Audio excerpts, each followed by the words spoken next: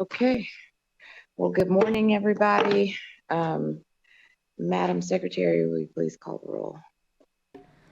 Assemblymember De Silva, Assemblymember Gallant, Assemblymember Wynn, Here. Assemblymember O'Neill, here. Vice Chair Backus, Present. Senator Doñate, Senator Ellison, Chair Neal. Here. Please mark Assemblyman De Silva present as he arrives. Senator Ellison is actually absent, excused. Assemblywoman Gallant is absent, excused, correct? Oh, she'll be here. So mark her present as she arrives. Good morning, everybody. I apologize for the late start. Every time we travel to I-15, it seems to get special. But today, where 2 lanes were closed and shut down. So I apologize for the late start. But what we'll do is open up for any kind of public comment. Is there anyone here in Vegas for public comment? Is there anyone on the phone line for public comment? Seeing no one, we will go ahead and jump into, it went to online. Yeah. So I'll go ahead and just move right into the presentation for Mr. Hill on agenda item number 4.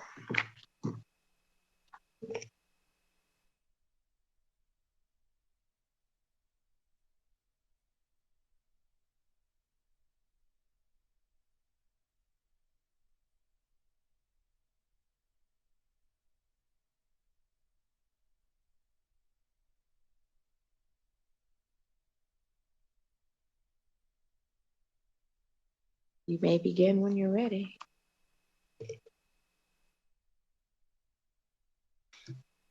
Morning, Madam Chair, members of the committee. I'm Steve Hill. I'm the CEO of the Las Vegas Convention and Visitors Authority, and I guess today here as the chair of the Las Vegas Stadium Authority. Thanks for the opportunity to be here. I will provide an update on the performance of Allegiant Stadium, go through the effects that they have in terms of attendance, and fiscal effects, economic effects, and then talk a little bit about where we are in terms of the performance of the bonds and the revenue stream to pay for the bonds, and the remaining dollars after the bonds have been paid. And on this slide, you can see what was presented to the legislature in 2016 as a projection for attendance, for out-of-town visitors, and what we call, and what is the most important number, incremental visitors. Incremental visitors are defined as visitors who have come because of the event in the stadium and would not have come without the event in the stadium. So you can see we originally projected 2 million total attendees at events, and projected that it would be about 1.2 million locals and about 800,000 visitors, with a little more than half of the visitors coming specifically because of the event in the stadium. 2025 results, we had fewer attendees, but we had more visitors, about 20%, 25% more visitors in 25 than we had originally projected, and more than double the number of incremental visitors. So we're 111% higher in the number that really drives both the economic and the fiscal impact from the stadium. So stadium obviously has been exceptionally successful. From an economic output standpoint, the impacts, we projected $620 million of output in 2016. We're nearly 4 times that amount as we look at results from 2025. Wages and salaries are more than double what we had originally projected, quite a bit more than, really 2.5 times what we had originally projected. And the employment that all of that supports is nearly double what the nearly 6,000 jobs in the community.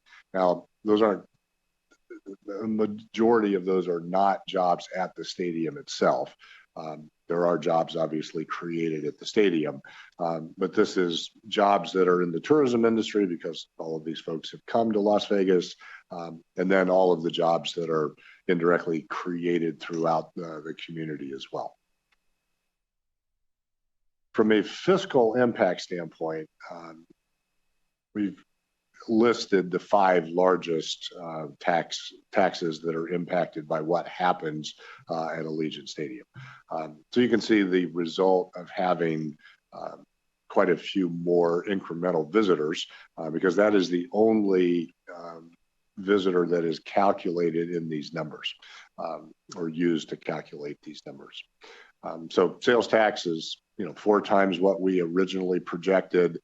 Room tax is double what we originally projected. The live entertainment tax is a calculation here, and frankly, it's not a great number to use and think about. It is the way that number is calculated. Applied Analysis has done this work, and it's the right way to do it, but it is not all that directional. It is the average visitors spend on LET in the state or in the county, really, and multiplied by the number of incremental visitors. So you see, we had more than twice as many incremental visitors. Therefore, we had more than twice as much live entertainment tax calculated. But on the next page, I'll show you a slide that will explain why that's not the best number to use.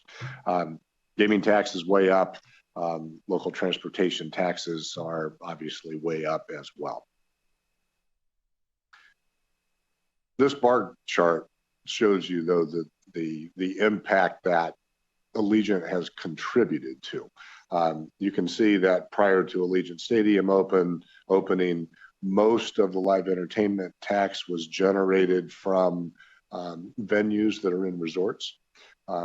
And that green part of those bars is representative of the LET that is generated in the resorts. So, the theaters and the arenas that are a part of the resorts themselves. And then you move out, beyond the pandemic, and we open Allegiant, we open the Sphere, and we bring Formula One, and you get this big jump. And that is largely where those jumps originate from. The Sphere may well be the biggest contributor to the increase in live entertainment tax. We are not privy to that information. We aren't privy to the revenue that is generated inside the stadium and the live entertainment tax that is paid for each one of those events. But, you can see events like WrestleMania, Crawford Canelo fight, and they were fantastic events. Gate was very high. Certainly they contributed to all of those taxes that we talked about, including the live entertainment tax. From just a couple of slides on the status of the bond and the status of the financial situation of the Stadium Authority and everybody who relies on the Stadium Authority for that. We currently have, at the end of the last fiscal year, about $621 million in outstanding bonds. I'll just point out, there are a couple of numbers in that you may remember. Obviously, there was a contribution to the construction of the stadium of exactly $750 million. We issued par value, face value of bonds about $625 million. So the face value of bonds that have been repaid is minimal in the first few years. It acts like a house mortgage. You pay more interest on the early in the repayment of these bonds, and it accelerates the principal payment as you begin to pay them off. as I'm sure all of you know, as you issue bonds, you can, and we did in this case, create a premium over and above the par value of the bonds. And if memory serves me right, we generated about somewhere between 710 and $715 million of bond proceeds when we issued the bonds. So there was 85, $90 million of premium, I think, when we issued those bonds. We also, when the legislation was passed in 2016, began collecting the room tax. And that room tax was used as pay-go money. Originally, before we issued the bonds, we collected that money. That and a little bit of interest got us to the $750 million total.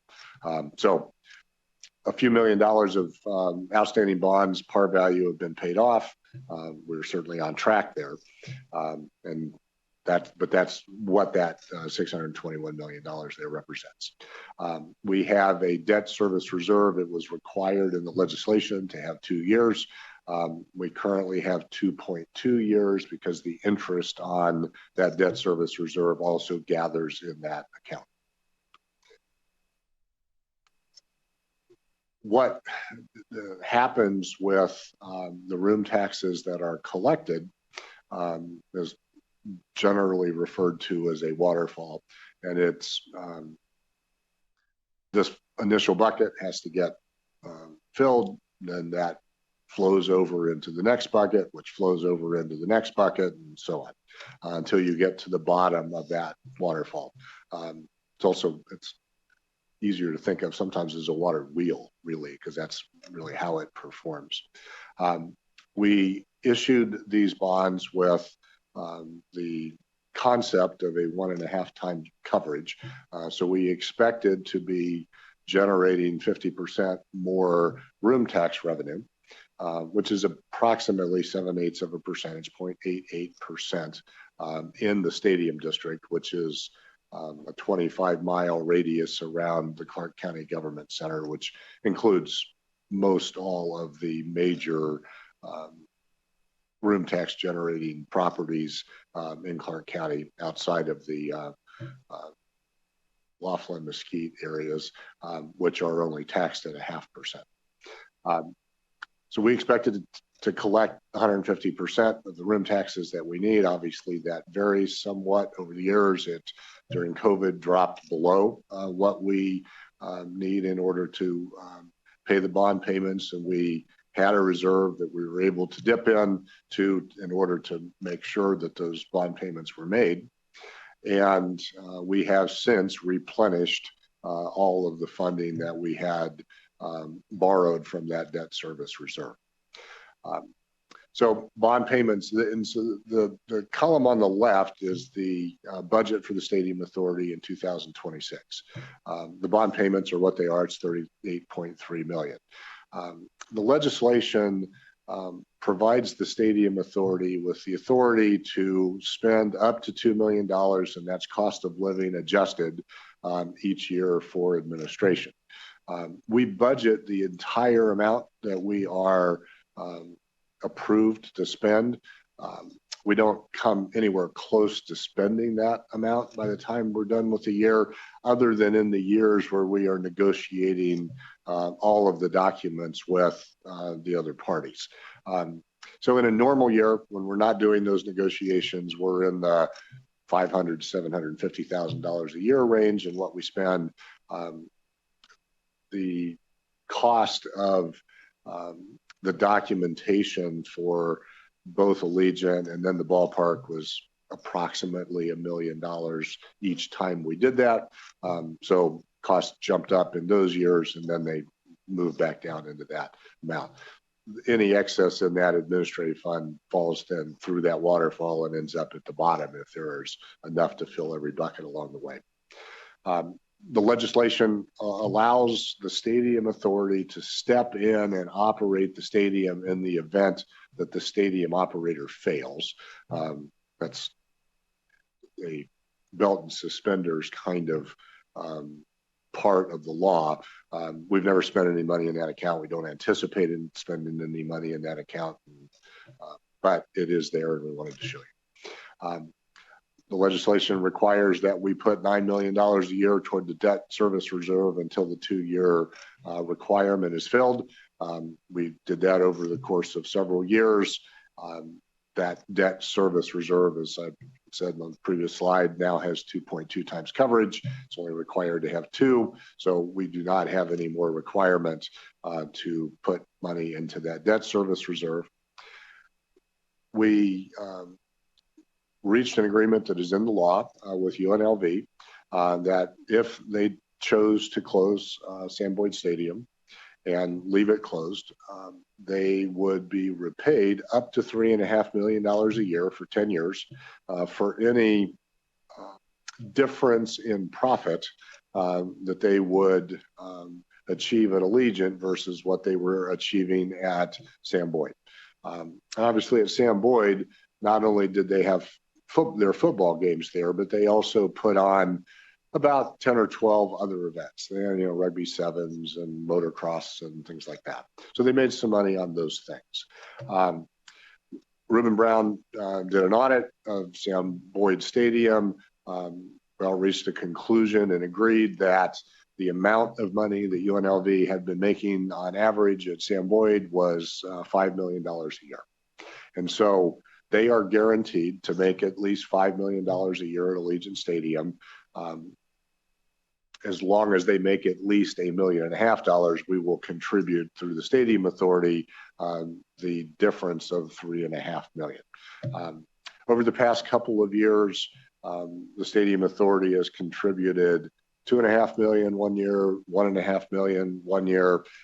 They're continue to do better on football, which is great. I think the stadium has helped UNLV. They've certainly said that out loud publicly as well, but they are working toward that $5 million number.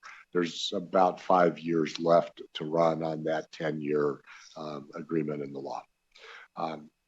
There is a requirement in the law that the Stadium Authority, provided funding is available, put a portion of the room taxes into a capital account. It's for capital maintenance in the stadium. It's to contribute to the requirement that the Raiders maintain the stadium as a premier world-class stadium.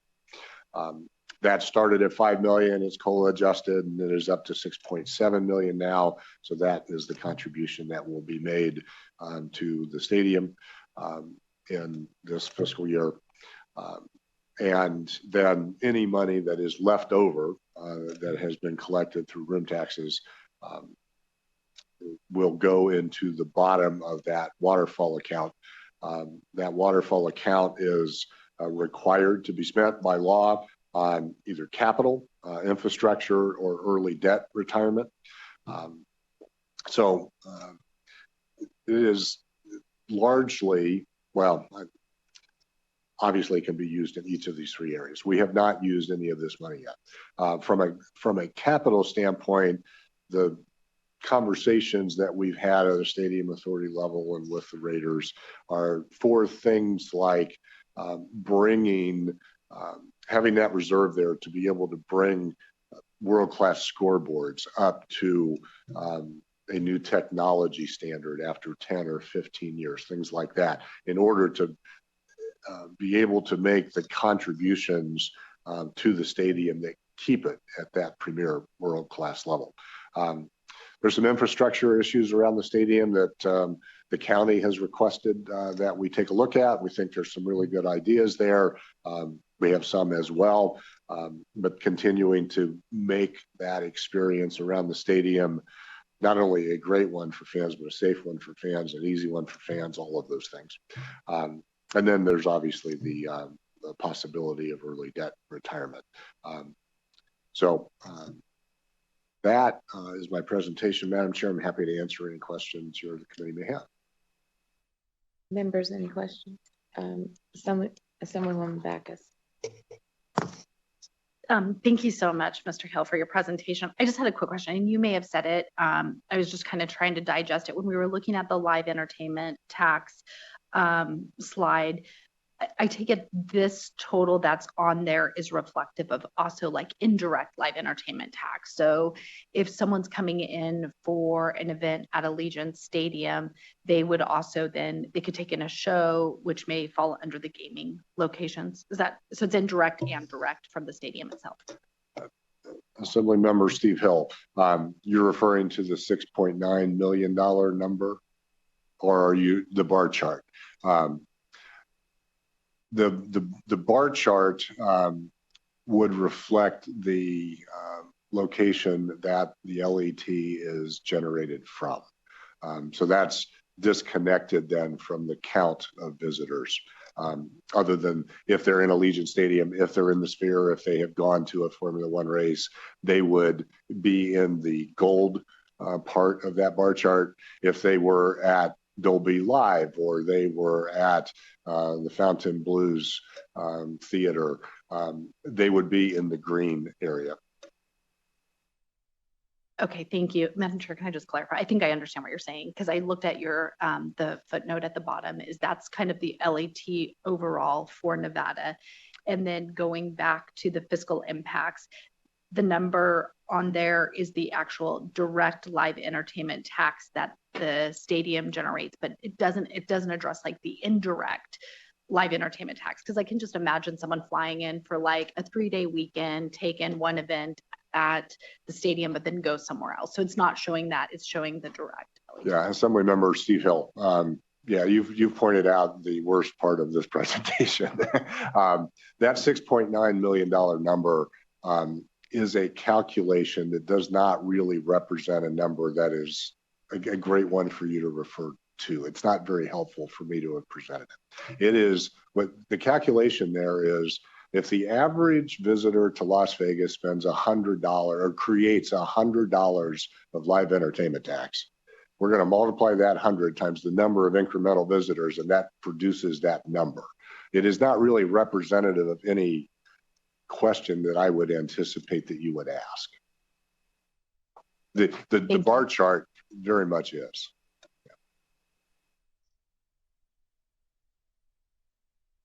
Any additional questions?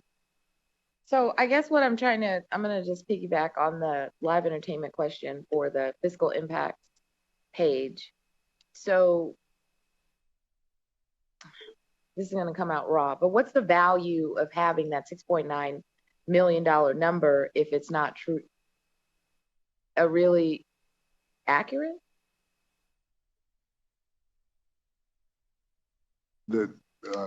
Madam Chair, Steve Hill, there's no real value in that number. So why do we have it on the chart? Because I feel like when somebody looks at that, they're going to be like, oh, it's 6.9 million that's being generated from Allegiant, which is a misnomer. Yeah, I think it should be removed. Are there any other numbers on the chart that should be removed? No, just that line item. Okay. So I have a different question on the room tax number, the 28.2 million, the 2025. Is that 28.2 million above the room tax that's needed to pay for the stadium? So this is in addition to. Madam Chair, Steve Hill, they're unrelated numbers. Unrelated. The room tax that is generated through the law, the 0.88%, is generated on every room that's occupied times the room rate for each one of those rooms in the stadium district, which is that 25-mile radius, and then outside of that at 0.5%. So that's a separate calculation. That's about $60 million a year. That is a portion of the room tax the stadium authority receives. This $28.2 million number is the room tax that is generated by the incremental attendees at the stadium.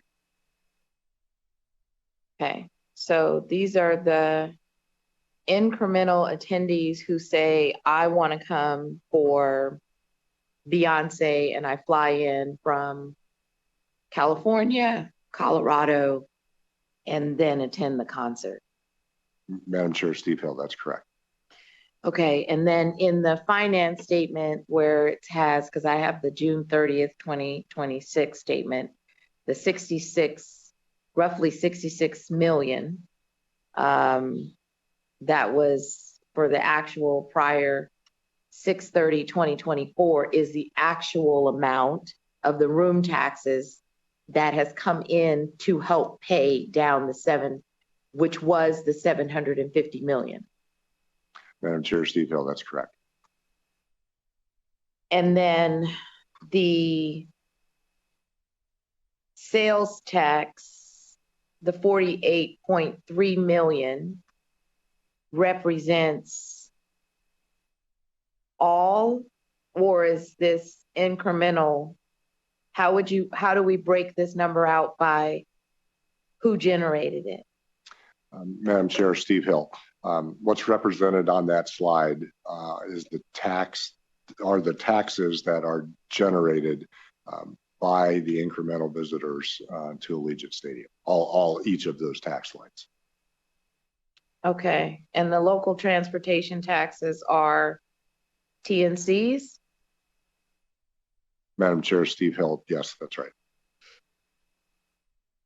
So TNC, you have jumping from 2.2 million to 12.6 million.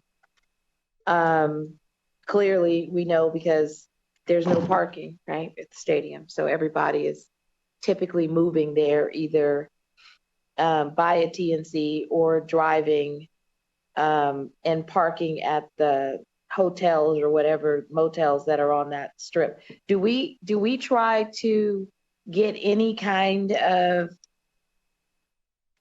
I guess it's incidental data related to, I guess, revenue that now that corridor is generating from that parking, right? Because they're doing like $100, $50 to park there, depending on where you are. But almost that whole, when you hit Dean Martin, everybody's generating money from whoever wants to try to park and then walk to the stadium. Do we even ask? Does the stadium authority ask any questions about what's being generated from that activity?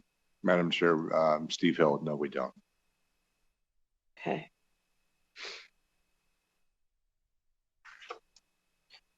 So I had an interest in having this conversation because, right, at the Las Vegas preview, you know, it was put out, I don't know what the number was. Was it 284 million? Was it nationally, globally? Like, oh my God, Allegiant is like the highest revenue stadium.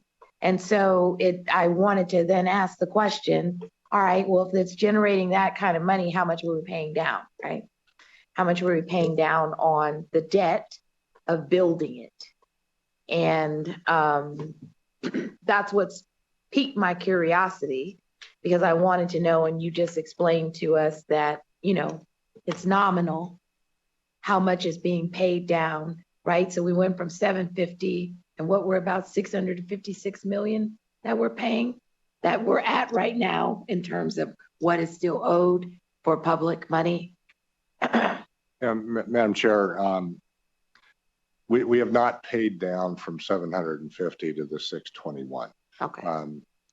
We issued, and I don't know exactly the number, $625, $630 million in par value bonds.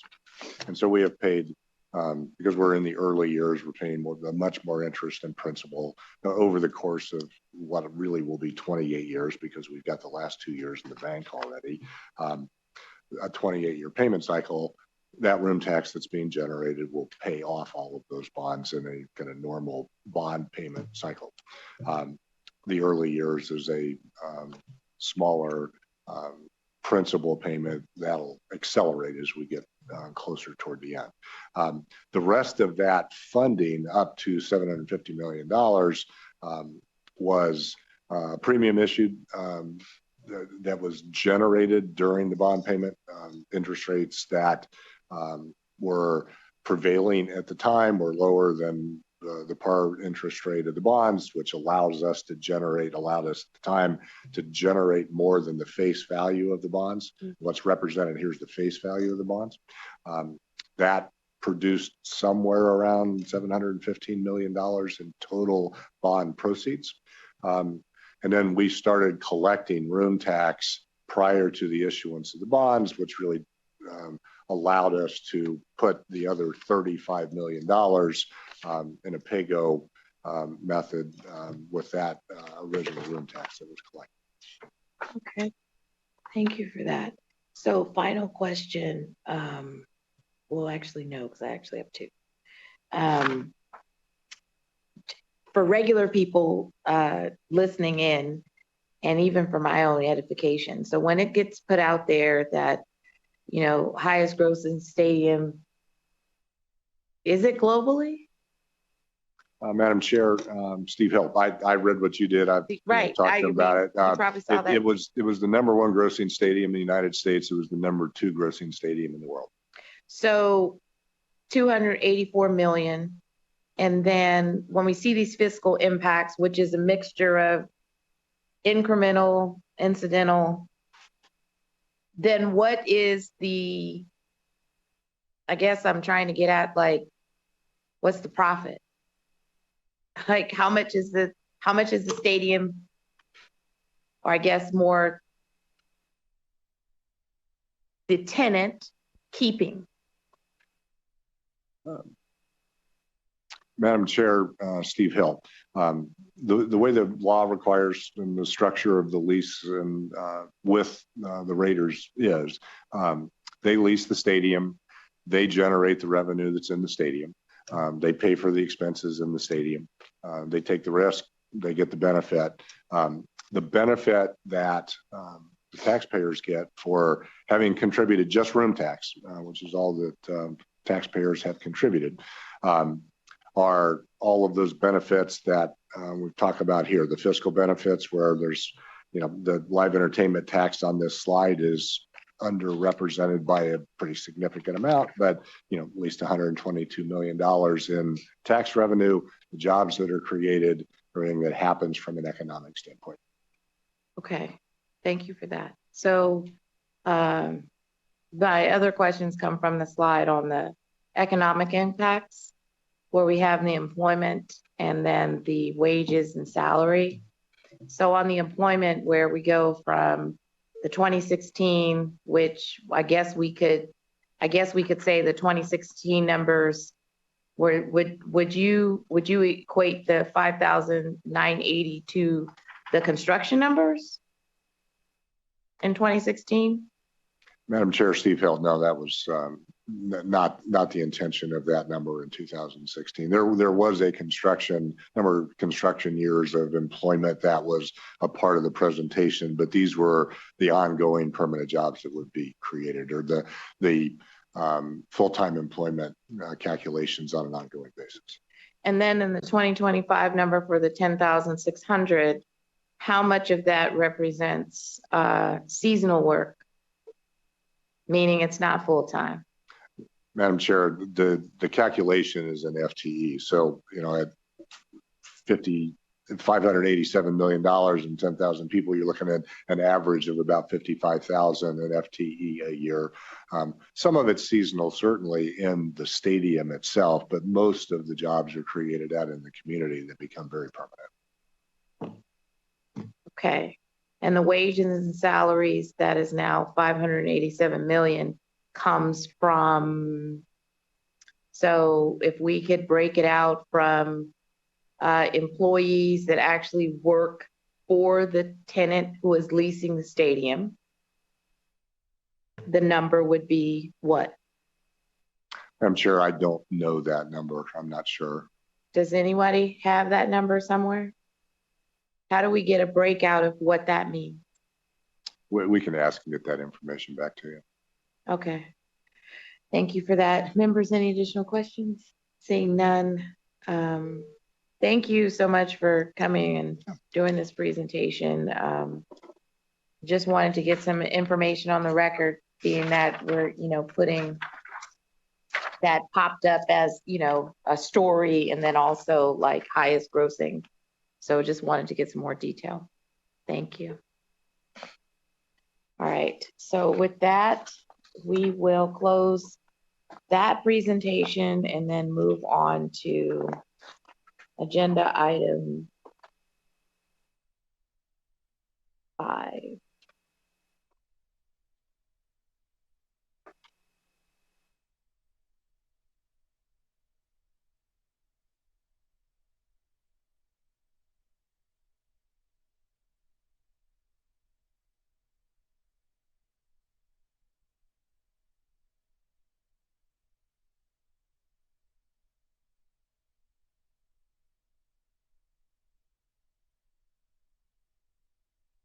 Good morning, Madam Chair, members of the Joint Interim Standing Committee on Revenue. For the record, my name is Michael Nakamoto, and I serve as Chief Principal Deputy Fiscal Analyst for with the Fiscal Analysis Division.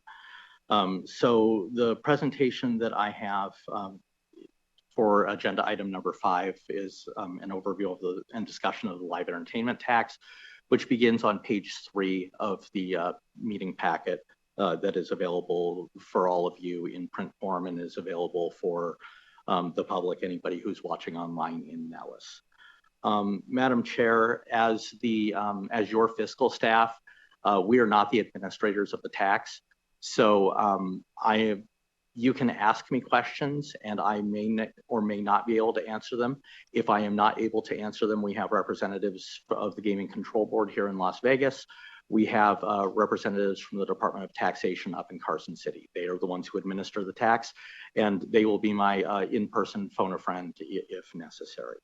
However, as your staff, I believe we're able to give a overview, and I think as we thought about it, it was more efficient to do it this way rather than have separate presentations from the board and the Department of Taxation to have us do an overview. And then if there are specific questions that we can't answer, we can get those to the right people.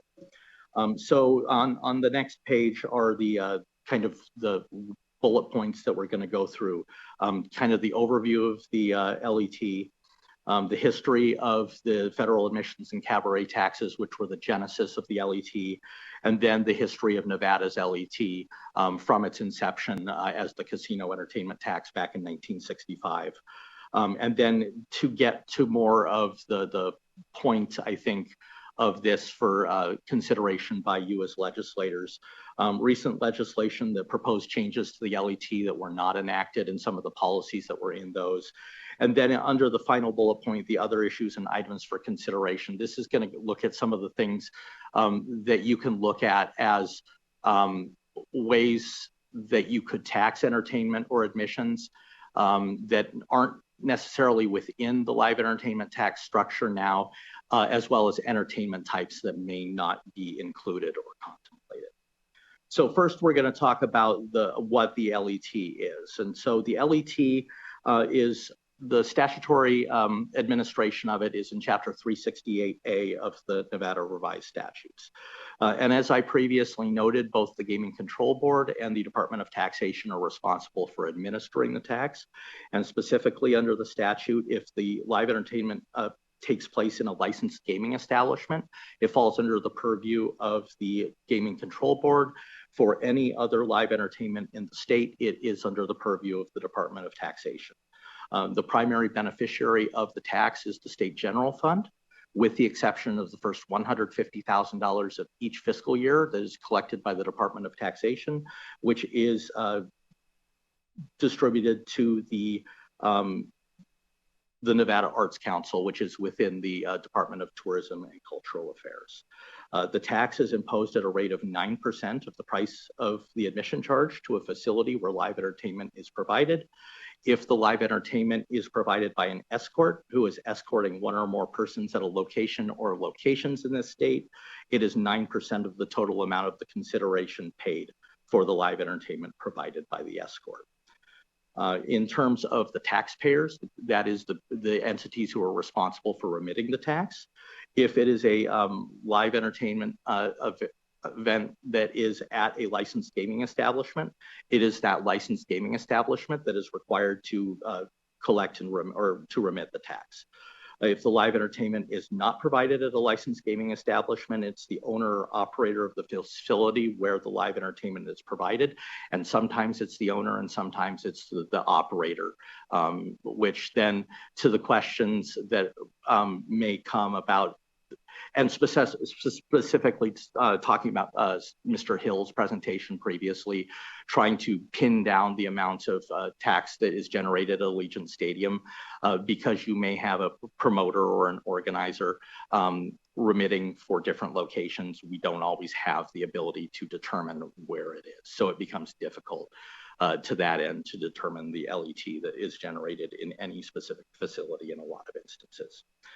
So if live entertainment is provided at a publicly owned facility or on public land, it's the person who collects the taxable receipts. And I think a good example of this is Burning Man. We know that Burning Man is subject to the LET because if you go to their website, it says we impose the LET. It is collected on the taxes. Therefore, the organizers of an event like that would be responsible for collecting the taxable receipts. And then finally, if the live entertainment is provided by an escort, it's either the escort or the operator or owner of the escort service if that escort is working as an employee or on behalf of that escort service. The next slide talks about admission charges and what admission charges mean. And so I'm not going to go through all the slides, or this one especially, and this one was far more involved to actually discuss. But generally speaking, it's the amount that you pay to get into a facility. If you are buying food or beverage as part of your admission and it's all bundled together, then those food and beverage charges count. But if the food and beverage is separate from the admission, the food and beverage is not subject to the LET. And that becomes important when I start talking about the history.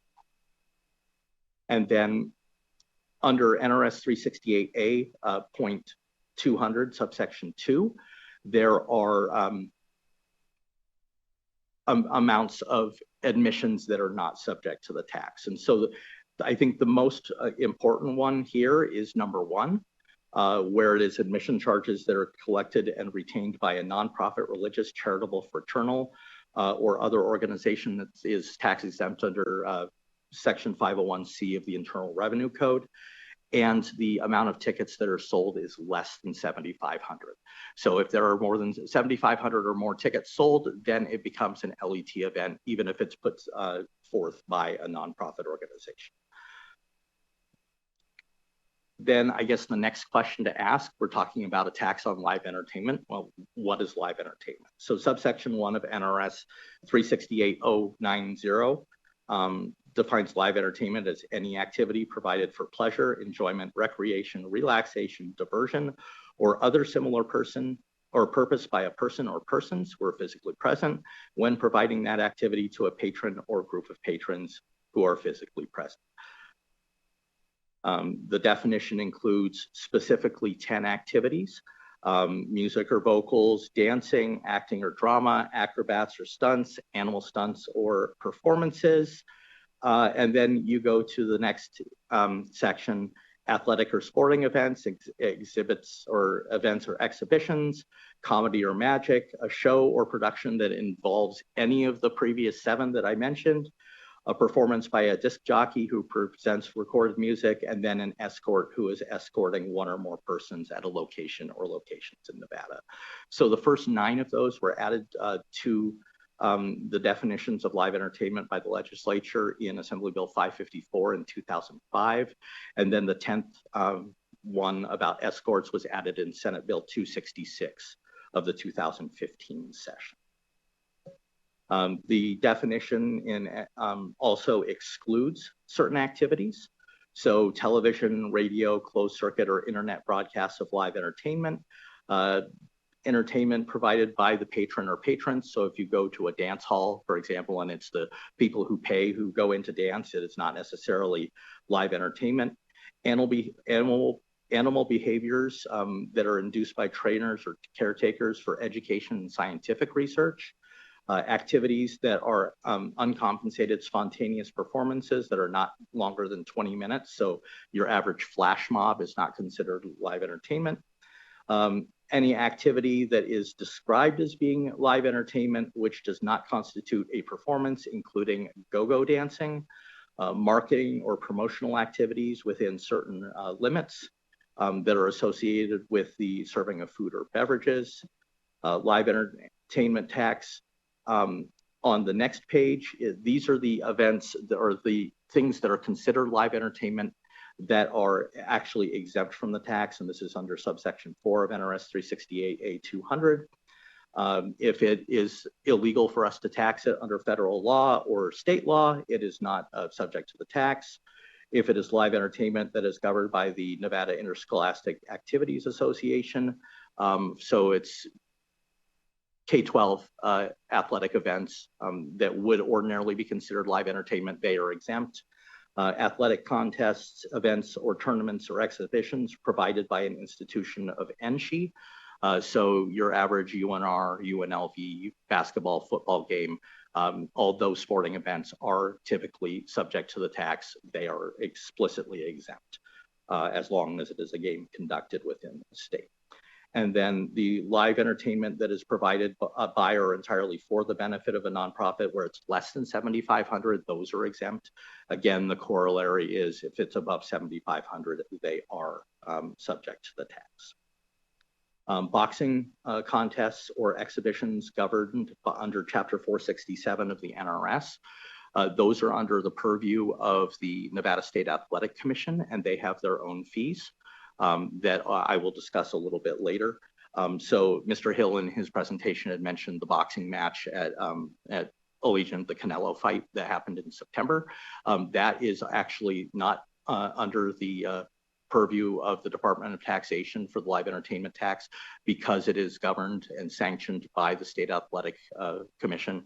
And so it is exempt from the LET, but they have their own taxes that they pay. Live entertainment that is not provided at a licensed gaming establishment if the facility in which the live entertainment is provided has a maximum occupancy of fewer than 200 persons. And then there is another one that is a kind of a variation on that where it is a licensed gaming establishment that has fewer than 51 slot machines, fewer than 6 table games, or a combination thereof, and the venue has fewer than 200 employees.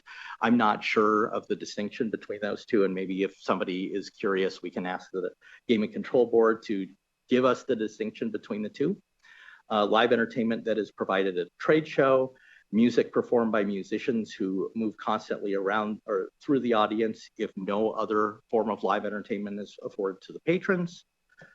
And then on the next page, live entertainment at a licensed gaming establishment that is part of a private meeting or dinner if the purpose of the meeting is not primarily for entertainment. So if you're at a convention, there happens to be a performer who comes in, as long as the primary purpose of that function is not the entertainment itself, then it is exempt from the tax. Live entertainment provided in the common area of a shopping mall, food and product demonstrations at a shopping mall, or a craft show or an establishment that sells these kinds of products. So your Costco free samples are not live entertainment. Live entertainment incidental to amusement rides, motion simulators or similar digital, electronic, mechanical, or electromechanical attractions are exempt. And then on page 15, a race scheduled at a racetrack in this state and sanctioned by the National Association for Stock Car Auto Racing, otherwise known as NASCAR, if 2 or more races are held at that racetrack during the same calendar year. O is an athletic contest, event, or exhibition conducted by a professional team based in the state if the professional team based in the state is a participant in that event. So a good example, harkening back to Mr. Hill's presentation, is the primary tenant, the Las Vegas Raiders. Their home games are exempt from the LET under this provision. And then finally, the newest one that was added within the last couple of sessions, live entertainment that is provided by or entirely for the benefit of a governmental entity. On the next slide, under NRS 368A.200, subsection 3, the question of who pays the LET. And the LET is actually paid by the person who purchases the ticket at the time of purchase, and it's whether or not the admission for live entertainment is purchased for resale. Once upon a time, before the 2015 session, there was a requirement in this section that required the ticket to state on the face of the ticket if the tax was included in the price. And if that statement was not included, the LET was to be paid based on the face value of the ticket. So there is no longer a requirement to have a statement on there about the LET included. However, you do have websites like Ticketmaster who will still itemize and tell you how much LET you are paying. So in this example, as many of you are aware, sometimes when I come down for a meeting, I will go to a concert the night before. This was for my ticket to go see Def Leppard last night. My ears are still ringing a little bit, but you'll be glad to know that I contributed $7.11 to the state general fund in FY 2026. And then on slide 18 is, this is very similar to Mr. Hill's slide.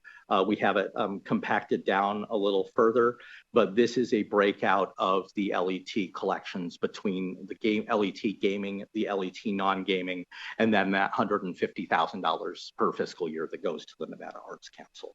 And Mr. Hill is absolutely correct. You can see that for up until the pandemic, it was predominantly the gaming side of it. And in fact, until FY 2015, the non-gaming portion was incredibly small. A lot of the law changes that occurred in 2015 took some emphasis off the gaming side of it and put it onto the non-gaming side by including more events. And then there are some changes to the tax structure that kind of de-emphasized the gaming side a little bit. But then once you got past the pandemic, and Mr. Hill is absolutely correct, venues like T-Mobile Arena, Sphere, Allegiant Stadium that became especially prevalent after the pandemic have contributed to the point where the gaming side or the non-gaming side of the LET is now the predominant side of this compared to gaming, which is a stark difference to where we were 10 years ago. So before I get into the history of the taxes, the federal taxes that kind of are the genesis of all of this, is this a point, Madam Chair, to stop and see if there are questions, or should I keep going? Members, are there any questions? Assemblywoman Gallant. Thank you, Madam Chair. I apologize, I came in late, but did I catch this correctly that we don't have any way of tracking the LET based on venue events? Like it just goes into a pool so we can't see what are big draws and maybe what aren't? Assemblymember Gallant, Michael Nakamoto for the record. And the short answer is no. There is really not a way, but there is kind of a more complicated answer to get to why it's no. The first one is taxpayer confidentiality. Since a lot of the taxpayers are the venues themselves, we are not able under NRS 360.255 to disclose confidential taxpayer information, at least on the non-gaming side. The other complication that we have is because sometimes it's not necessarily the venue that pays it, but rather the person who sells the ticket, so a promoter. They could be selling tickets at multiple venues. So for example, a promoter has concerts that occur at Allegiant Stadium. They have concerts that occur at T-Mobile Arena. They have venue or events that happen up in Northern Nevada, say at the Reno Event Center or Lawler Event Center. They remit their entire their LET based on the amount of receipts total, and they don't break it out by venue. So we, to the extent that we can see the information from the individual taxpayers, it doesn't really give us a clue as to where those receipts were generated. So it's for those reasons, that's kind of why we're really stuck on actually providing more detailed information on where it is, other than we know the amounts that are generated in licensed gaming establishments as a whole versus all other venues as a whole. Any additional questions? I have a couple before we jump to the other pages. So on page 11, this is what is not live entertainment. So if you go to number 2, clubs are excluded.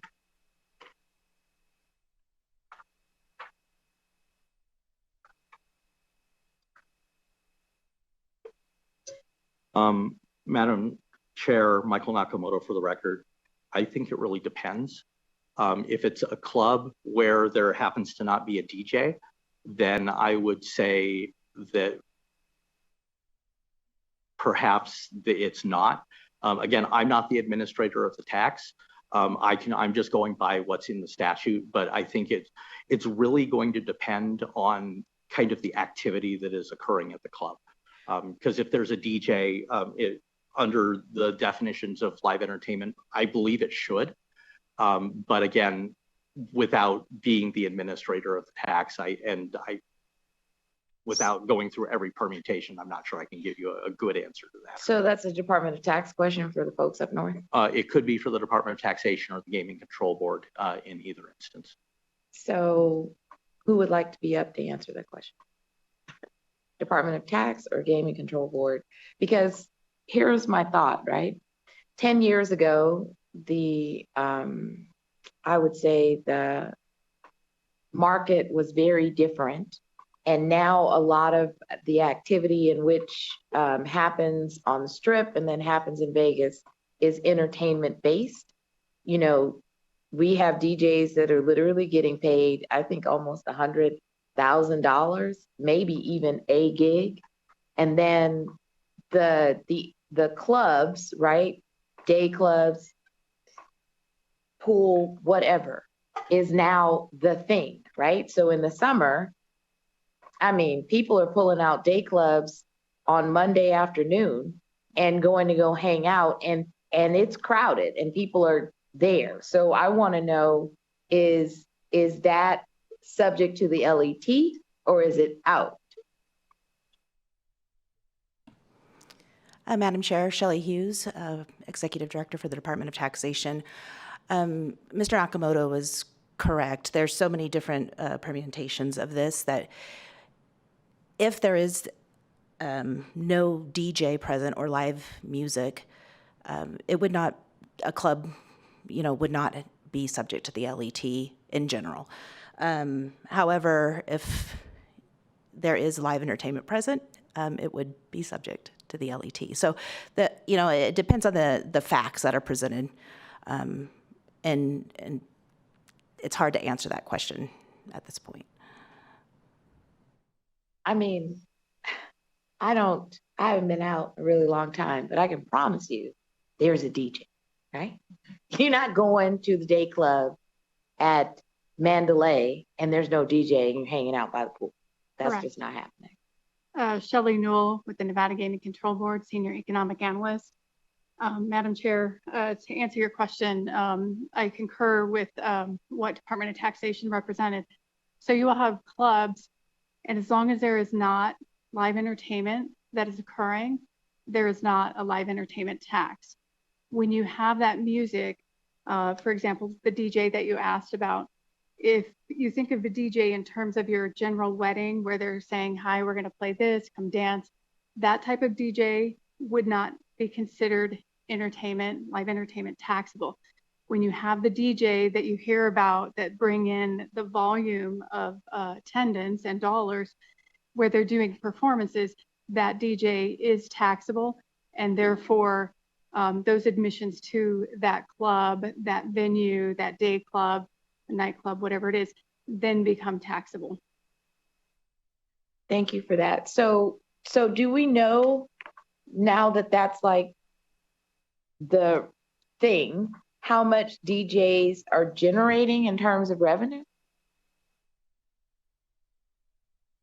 So the information that gets provided to our auditors and the audit teams that go out and audit the locations. Licensees maintain each venue and the number of activities that they have at each venue that is available when the auditors are going out to the field. They will evaluate that. They at times may go out and do live entertainment observations if they think something might be questionable, or if they just want to concur, like we agree. So they'll go out and observe those things. But licensees do maintain that. In terms of the general record, we will then get a summarized, basic summary form, not necessarily all the details of which DJ, but it isn't because the auditors couldn't find it. They'll be able to obtain that and find out who that is. Again, for confidentiality, we don't disclose that information, but we can obtain that information when we're wondering who's bringing in the top dollars and where those are coming from. So thank you for that response. So that's good to know. So it's obtainable information. So there's 50 events in a week or 20 events in a week across the city. You can then get that information and find out, revenue generated by those 20 activities. We may not be able to see it, but you're seeing it on your end. Madam Chair, yes. Shelley Knoll again for the Gaming Control Board. Yes, we do see it on our end when the auditors are out there doing the audits. And then when I perform my monthly procedures, if I'm inquiring because I'm looking at the monthly numbers for each licensed gaming location, I look to see why they have increases, why they have decreases, and what's driving their numbers in terms of the shows and the entertainers that they're bringing in.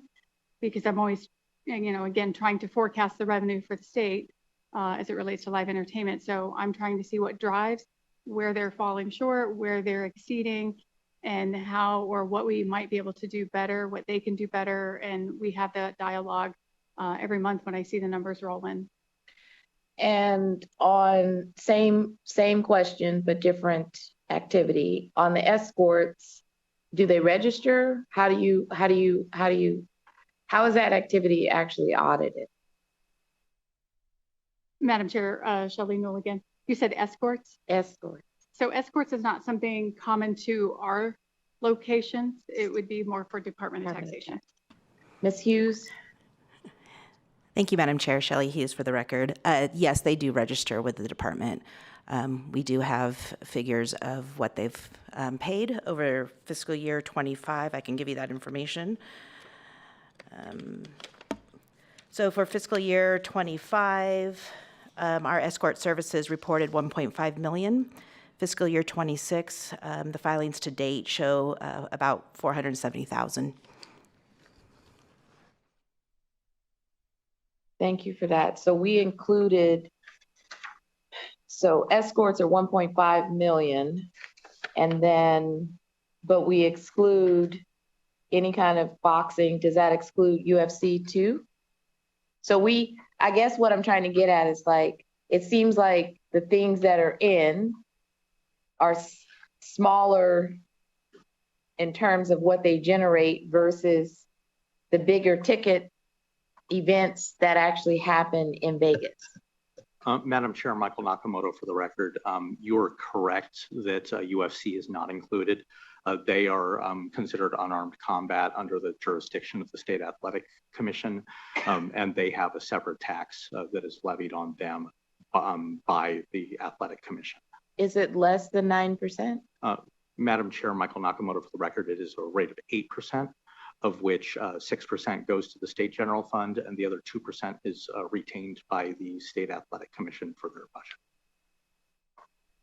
Okay, but when boxing was like a real thing, I guess it kind of, right?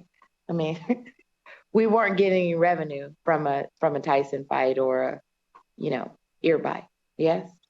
Madam Chair, Michael Nakamoto for the record, we were. It was from that 8%. Previously, it was 6%. It was increased to 8% sometime around the Great Recession to get that portion for the Athletic Commission. But for as long as I'd have to go back and look to see how long that has been in place. but it has been for a considerable amount of time that boxing and unarmed combat, such as UFC, are subject to this license fee from the State Athletic Commission. So are we talking about 2011 Great Recession? Madam Chair, yes. It was in that time frame that it was raised from 6% to 8%, but it was in place before that. But I have to go back and see how far it went back. So one could make the argument that folks saw this particular category and decided that it was in the best interest of the state and the general fund to raise it from 6% to 8%. Madam Chair, Michael Nakamoto for the record. Whether it was in the best interest of the state general fund or the best interests of the budget of the State Athletic Commission, or a combination of both, I don't know if I can tell you. All I know is that the legislature did make a decision to increase that from 6 to 8%. Okay. So, but one could probably make the argument that it would also be in the best interest of the state general fund to have tax parity between professional sporting events and gaming, who pay 9%, and professional sporting competitions or teams that are excluded and don't pay the 9%. Yes? Madam Chair, Michael Nakamoto for the record. I have been working for fiscal long enough to know that that was a rhetorical question. Okay. I'm done with my questions on this part of the presentation, but I just wanted to see if there was any kind of legislative decisions that had been made where we considered activity based on the needs of the state. And it looks like there is, looks like I have at least one particular incident where we went after boxing at its heyday and increased the rate. But as you said, I'm being rhetorical, and I'm kind of helping my own self come to the conclusion on how I feel about tax parity.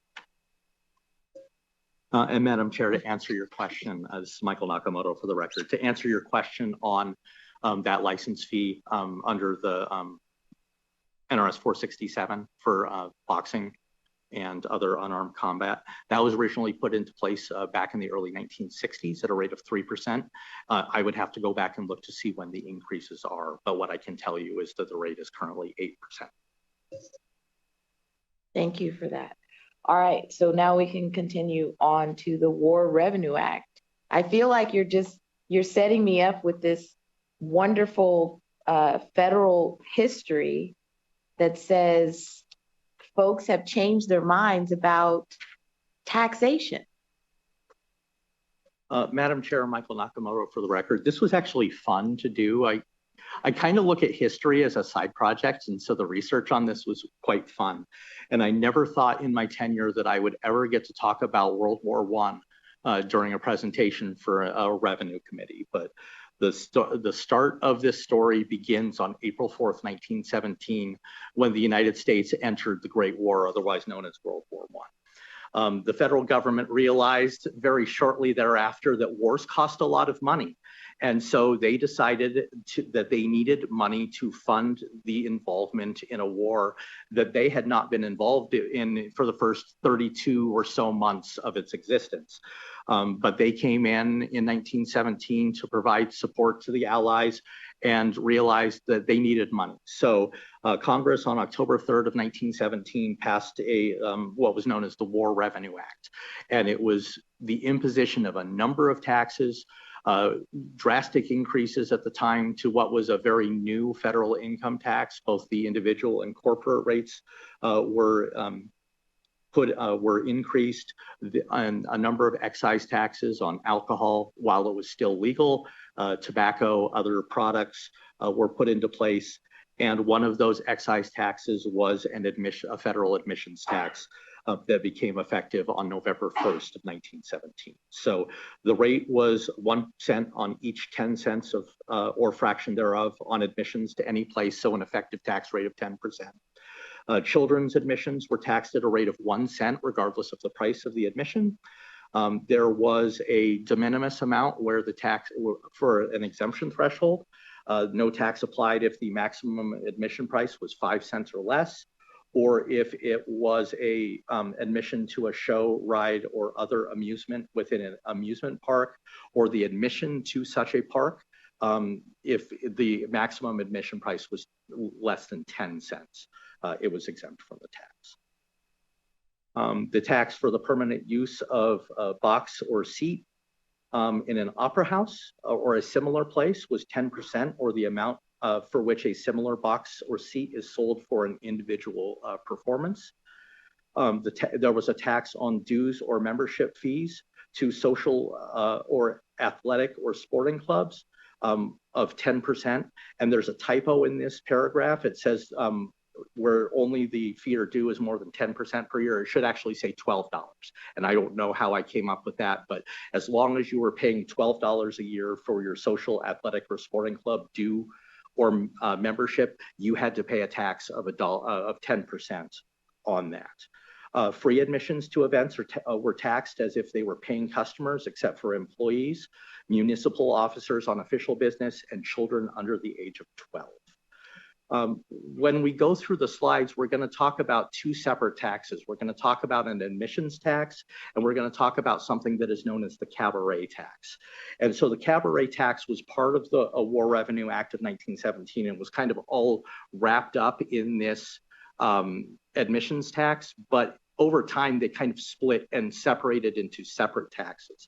So I'm talking last about the cabaret tax, which was a tax of 1 cent or for each 10 cents or fraction thereof, so that effective rate of 10% of the amount paid for admission to any public performance for profit at any roof garden, cabaret, or other similar entertainment to which the charge for admission is wholly or in part included in the price paid for refreshment, service, and merchandise. So this is kind of, if you were going to a jazz club, for example, and there was entertainment there, that was considered a cabaret, and you paid this tax based on your admission to that venue. And so this was a significant moneymaker for the early parts of the war, as well as some of the other things that were going on. And then after the war ended on November 11th, 1918. And so in early February of early 1919, there were amendments to this, basically revising some of the provisions of the original Revenue Act. They still needed money because they were still paying a lot, even though the war had just ended. But they made several changes to the admission tax. And the big one that they added was a tax on the resale of tickets. So if you sell a ticket in excess of the face value or sale price at a place of admission, there was an additional tax applied at the rate of 5% of that excess up to 50%. And then if the excess was above 50 cents, the tax was 50%. And then the proprietors who sold it had an additional excess tax of 50% levied on them. They revised that threshold for the tax on dues and admissions. Instead of being anything above $12, it was reduced down to where the 10% tax applied to anything above $10. The cabaret tax rate was increased from 1 cent to 1.5 cents for each 10 cents. So instead of being 10%, it went to 15%. And then the admission price was deemed to be 20% of the amount paid for refreshment, service, and merchandise. The next slide, page 25 of the presentation, goes through and talks about some of the actions for these taxes during the interwar period. And I didn't want to go through and create individual slides for each of these because there weren't big changes in a lot of them, but a lot of them were dealing with that exemption amount. So in 1921, the exemption amount went to 10 cents for all admissions. And then in 1924, it went to 50 cents. And then in 1926, it went to 75 cents. In 1928, that was the first time that boxing or unarmed combat was taxed, and it was taxed at 25% if the admission price was $5 or more, but if your ticket was less than $5, it was exempt. And then the exemption threshold for the ticket brokers was changed from 50 cents to 75 cents in that Revenue Act. So shortly after that Revenue Act in 1928, the United States entered, or for that matter, much of the world entered the Great Depression. And so there was a desire for the federal government to get more money to fund services that were occurring. So in 1932, the Revenue Act was passed of 1932 that lowered that exemption amount back to 40 cents from 75 cents. It eliminated the excess ticket price tax exemption threshold. So all tickets were subject to that tax. The exemption for unarmed combat for the tickets below $5 was eliminated, and so they were all subject to the prevailing rate for the admissions price up to the $5. And then the admissions tax was applied to tickets sold to collegiate athletic events, which led to a number of lawsuits that were filed by state universities against the federal government. And I'm not going to get any further into that. And then in 1940, as we were still working our way through the Great Depression, but creeping towards World War II, the Revenue Act of 1940, it lowered that exemption amount to 20 cents for all admissions. It increased the cabaret tax from 1.5 cents on each 10 cents to 2 cents per 10 cents, so an effective rate of 20%. And then the tax on dues and admissions was raised from 10% to 11%. And again, that was as long as that due or membership fee was above $10. And then in 1941, the exemption amount was eliminated. And then at that point, all admissions became subject to the tax, with the exception of children's admissions. The next one is the Revenue Act of 1943 on page 26. And the United States by now was in World War II. And as I mentioned earlier, wars are expensive.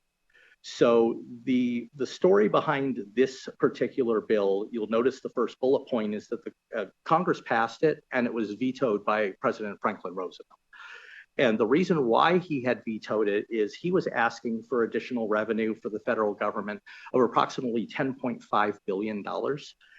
Congress was only willing to provide about a fifth of that, approximately $2.1 billion. And so this was the first time in history, or in the history of the United States, where a revenue bill had been passed, notwithstanding the objections of the president. Every single time the revenue bill had been signed by the president. But in this instance, Congress was not willing to go along with raising that much revenue. So they passed a bill that raised less revenue. And President Roosevelt was not in favor of that, but Congress said too bad, and they overrode the veto. The provisions for this took effect on April 1st, 1944, and you can see the language that I have there about the sunset date. On the first day of the first month, which begins 6 months or more after the date of the termination of hostilities in the present war. That's a pretty vague statement, and what you're actually going to find out is these taxes never sunsetted, because they kind of had that weasel in there that said 6 months or more.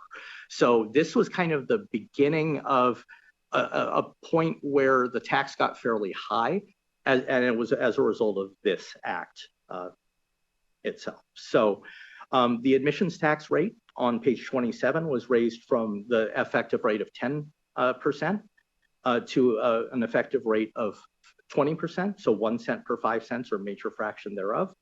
The tax on dues or membership fees was raised from 11% to 20%.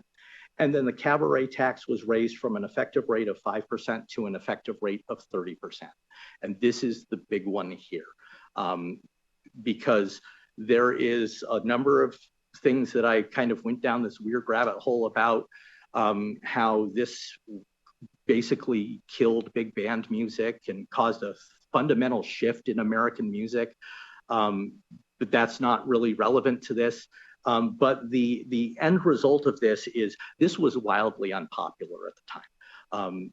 Cabarets of this sort were looked at as entertainment, especially for soldiers. because they needed some sort of distraction or break from the war, especially when they were home on leave. And so to effectively raise that tax rate by 6 times was not received very well. And Congress and the president got the hint. So in the Public Debt Act of 1944, and this was passed a few months after the Revenue Act of 1943, the Public Debt Act of 1944 had provisions. It was primarily goal was to raise the debt limit for the United States government so that they could issue more war bonds to fund the war. But they also snuck in language that said effective July 1st, 1944, that rate went from 30% to 20%.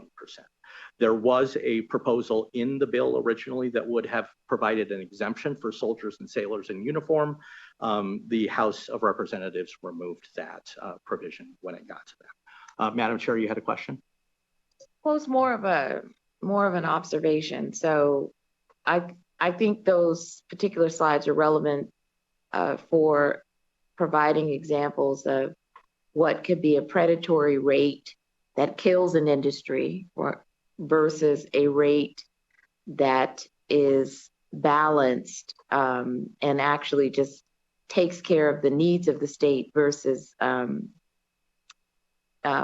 being excessive, right? So that's my observation. And the other is, the games that you can play related to sunset dates.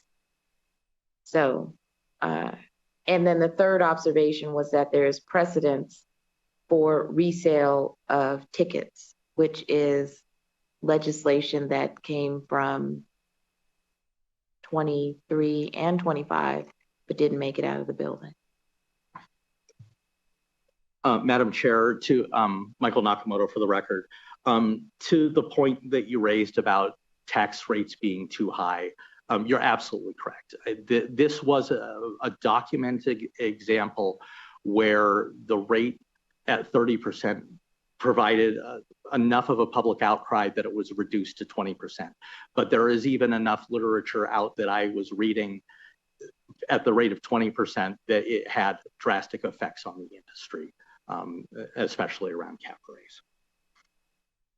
So moving on to the next slide, this is fast forwarding to 1954. And so the Internal Revenue Code of 1954 was created in August of 1954. And so when we make references now to federal tax law, we are referring to this document, the Internal Revenue Code. It basically took all of those revenue acts from the past and put it together into one handy dandy section or title 26 of the United States Code.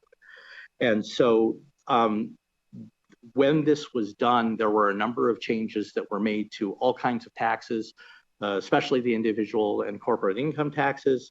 And there were a couple of small provisions that were added into the provisions of the Internal Revenue Code relating to the admissions tax. So the exemption was brought back for a de minimis admission. So if the tax or if the admission price was less than 50 cents, these tickets were now exempt. And then tickets or admissions to horse and dog racetracks were also subject to the tax. One of the observations that I would make, though, is this was at a point where we were nearly a decade past World War II. And so there were raised questions in Congress and throughout the country about whether some of these taxes were necessary. And so the Internal Revenue Code of 1954 kept these taxes in place, but kind of changed the thresholds a little bit. The previous year, Congress had actually passed a bill at the behest of the motion picture industry to exempt motion pictures from the tax. And they had passed the bill at the end of 1953 and immediately went on their Christmas recess. President Eisenhower did not sign the bill. He let it die. And in a move that's known procedurally as a pocket veto, if the Congress goes on a recess and the president does not sign a bill, it's dead. And so that, notwithstanding the desires of the motion picture industry and much of Congress to scale this back, the idea was from President Eisenhower that he refused to just single out one group and rather wanted just, if there was going to be a tax change, let's do a wholesale tax change. But they didn't do that here in 1954. They decided to keep it largely as it was. But I would also note that the admissions tax exemption for tickets costing less than 50 cents, in 1954, the average movie price or ticket price was 49 cents. So effectively, they may have gotten to the same end by doing this. Then we move on to 1959. And so in House Resolution 2164 from the 86th Congress, the cabaret tax would be reduced from 20% to 10%. And again, this is nearly 15 years after the end of World War II. And when I talked about that squishy sunset date, this is really what I'm talking about. It's on or after 6 months. And here we are in 1959 talking about finally reducing that rate from its 20% that was put into place in 1944. And so basically the sponsor, Representative I'm Farand from Rhode Island, was looking at the entertainment industry and realized kind of the points that were being made back in the 40s about this tax is that it was especially a punishment, or essentially a punishment on the entertainers, the employees, and the industry as a whole. And by reducing the rate, it was kind of an incentive that he believed that you would make up whatever revenue you lost from the tax in terms of the cabaret tax. You would make it up in income tax because you would be hiring more people, they would have more work, they would pay the federal income tax. Whether that bore out in reality, I'm not sure, but that was kind of the argument that went into play. And then finally, we get to 1965, and there was a belief in late 1964 and early 1965 that Congress was finally going to act on a lot of these wartime excise taxes that had been put in place 20 years ago to fund the war. We were now 20 years past the war. What are we going to do about that? And so on June 21st, 1965, the Congress passed the Excise Tax Reduction Act of 1965, which went through and repealed the cabaret tax. It repealed the admissions tax, and there were a number of excise taxes otherwise that were repealed because they were deemed as being a hindrance to consumption, and frankly, they were old at that point. And the necessity for them, that is to fund war, had gone away. It didn't affect the federal excise taxes on things like gasoline, alcohol, tobacco, but those were kept into place. But the history of the federal admissions tax kind of stops at this point. And so, Madam Vice Chair, if there are any questions that you or any of the members have, this is probably a good place to take them before I get into the history of Nevada's LET. Members, do we have any questions about the federal history of admission tax? Anyone? Cabaret? I'm looking up. I don't think we have any. Maybe the Madam Chair will have someone she gets that, but I don't think we have any. Thank you, Madam Vice Chair, Michael Nakamoto, for the record. And the reason why we stop this here and go right into the history of Nevada's LET is because the two are intertwined. The whole idea of Nevada or the federal government getting rid of these excise taxes spurred interest in the state of Nevada to see if some of those taxes could be replaced by a state excise tax on the same activity. So for example, if you go into the NRS dealing with the liquor tax, there is actually a bill that was passed during the 1965 session that said, if the federal government reduces the liquor taxes, then the state rates would increase by the amount of the reduction. That never happened because the Excise Tax Reduction Act in 1965 at the federal level didn't reduce the liquor taxes, but there's still this provision in NRS that says, had they done it, we would have increased our rates. But the legislature did the same thing with the cabaret tax.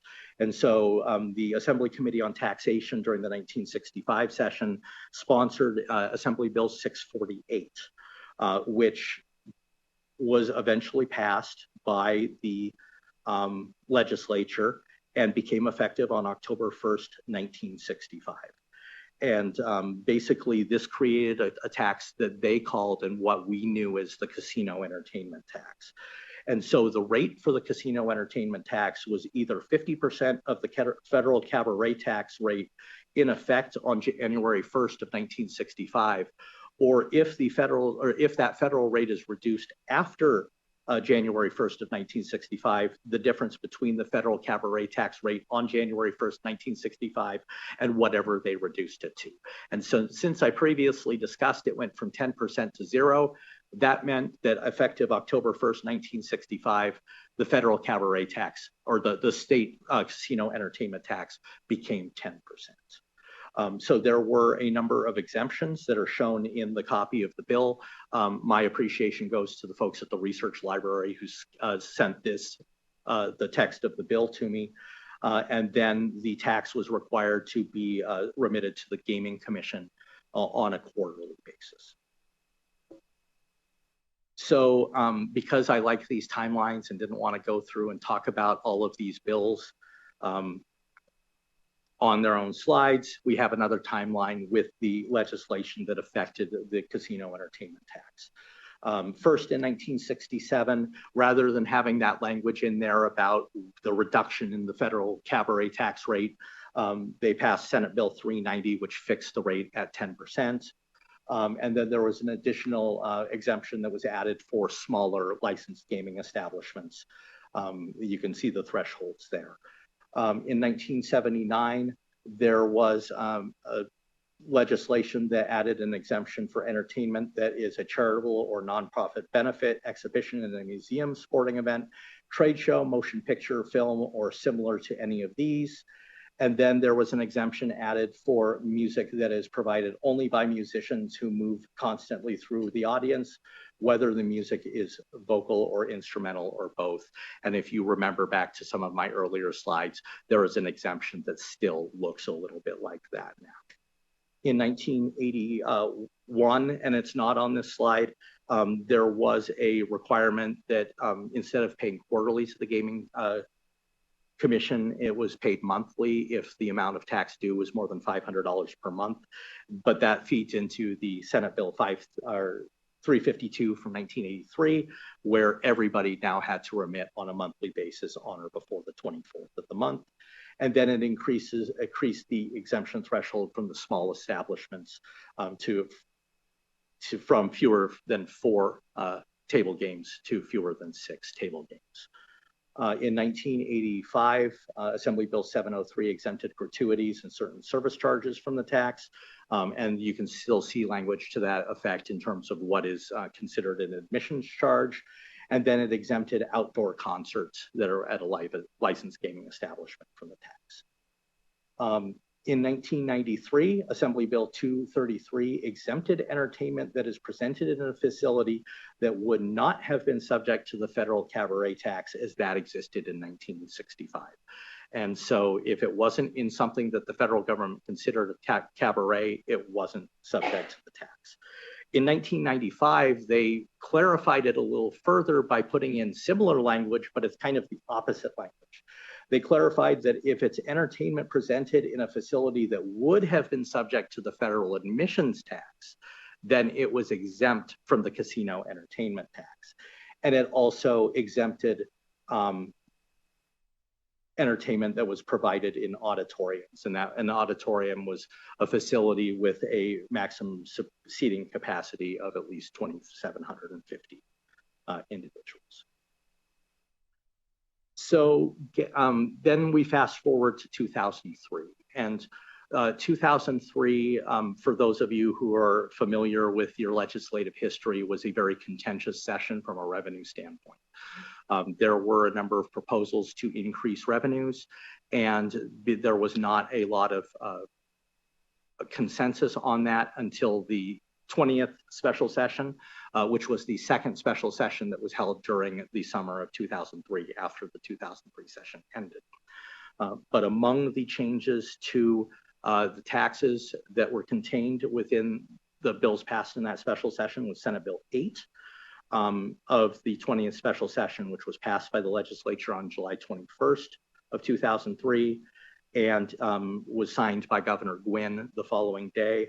And this essentially repealed the casino entertainment tax in favor of the live entertainment tax effective January 1st, 2004. So basically the LET took the CET and expanded it outside of licensed gaming establishments. So it was just about anywhere in the state. And that's where we kind of got this bifurcated administration. So the Department of Taxation was responsible for anything outside of a licensed gaming establishment, whereas the Gaming Control Board was responsible for anything inside. It also had a bifurcated rate, which is something that currently does not exist. So if it was a facility that had less than 7,500 seats, the rate was at 10% of the admission charge, plus 10% of any amounts paid for food, refreshments, and merchandise paid at the facility. So if you went to a club, whether it was in a gaming facility or not, and it was small, and say it held 1,000 seats, you paid the 10% LET on your admission price. If you went to and bought a beer, you would pay the 10% LET on that, as well as any other taxes that would have applied to that. If the facility had 7,500 or more seats, the rate was at 5% of the admission charge only. But the tax was not collected if the facility was not a licensed gaming establishment and had a maximum seating capacity of less than 300 seats. Following that, there were a number of taxes or changes to the tax that are worth noting. So in Assembly Bill 554 of the 73rd session, so 2005, it created and clarified exemptions from the tax, some of which I discussed previously, including reducing that minimum seating threshold from 300 to 200, and that's the one that I just mentioned on the previous slide. Senate Bill 3 of the 22nd special session in June of 2005 added exemptions for nonprofit organizations and the food and product demonstrations that I had mentioned previously. And then Assembly Bill 487 of the 2007 session created an exemption for professional minor league baseball games held in Nevada effective July 1st, 2007. And that bill was sponsored by Speaker Barbara Buckley, and it was exclusive to just those professional minor league baseball games. Senate Bill 17 of the 2013 session moved the due date for the taxes paid to the Gaming Control Board from the 24th of the month to the 15th of the month. And then in 2021, Senate Bill 367 provided an exemption from the tax for live entertainment that is provided by or entirely for the benefit of a governmental entity. I did skip one bill, and that is the one that is kind of gotten us to where the LET stands and where it looks like based on the slides that I had previously presented. And that was Senate Bill 266 of the 2015 session. And so this was approved by the legislature on June 1st, 2015, the very last day of that session. And it was signed by Governor Sandoval 10 days later, with the provisions becoming effective on October 1st. This was a complete overhaul of the tax. It removed that bifurcated rate structure. So instead of being at 10% in the smaller facilities on food, beverage, merchandise, and your admission price, and then 5% in the larger facilities just on the admission price, the tax was standardized at 9% on the admission price for all venues, regardless of the size, as long as they were above that minimum threshold. It applied the tax to the escorts and escort services at that 9% rate. And then it specified that the tax applies to live entertainment provided by a nonprofit organization if at least 7,500 tickets are sold or distributed for the event. So anything above the 75 or below the 7,500 became exempt, as I had previously discussed. It had the provision that required the first $150,000 collected by the Department of Taxation in each fiscal year to go to the Nevada Arts Council. Then it also added the exemptions for the NIAA and NSHE events, so your high school games or your K-12 events, as well as your football, basketball, whatever sporting events for UNR and UNLV, those were now exempt. It clarified the NASCAR exemption. Previously, it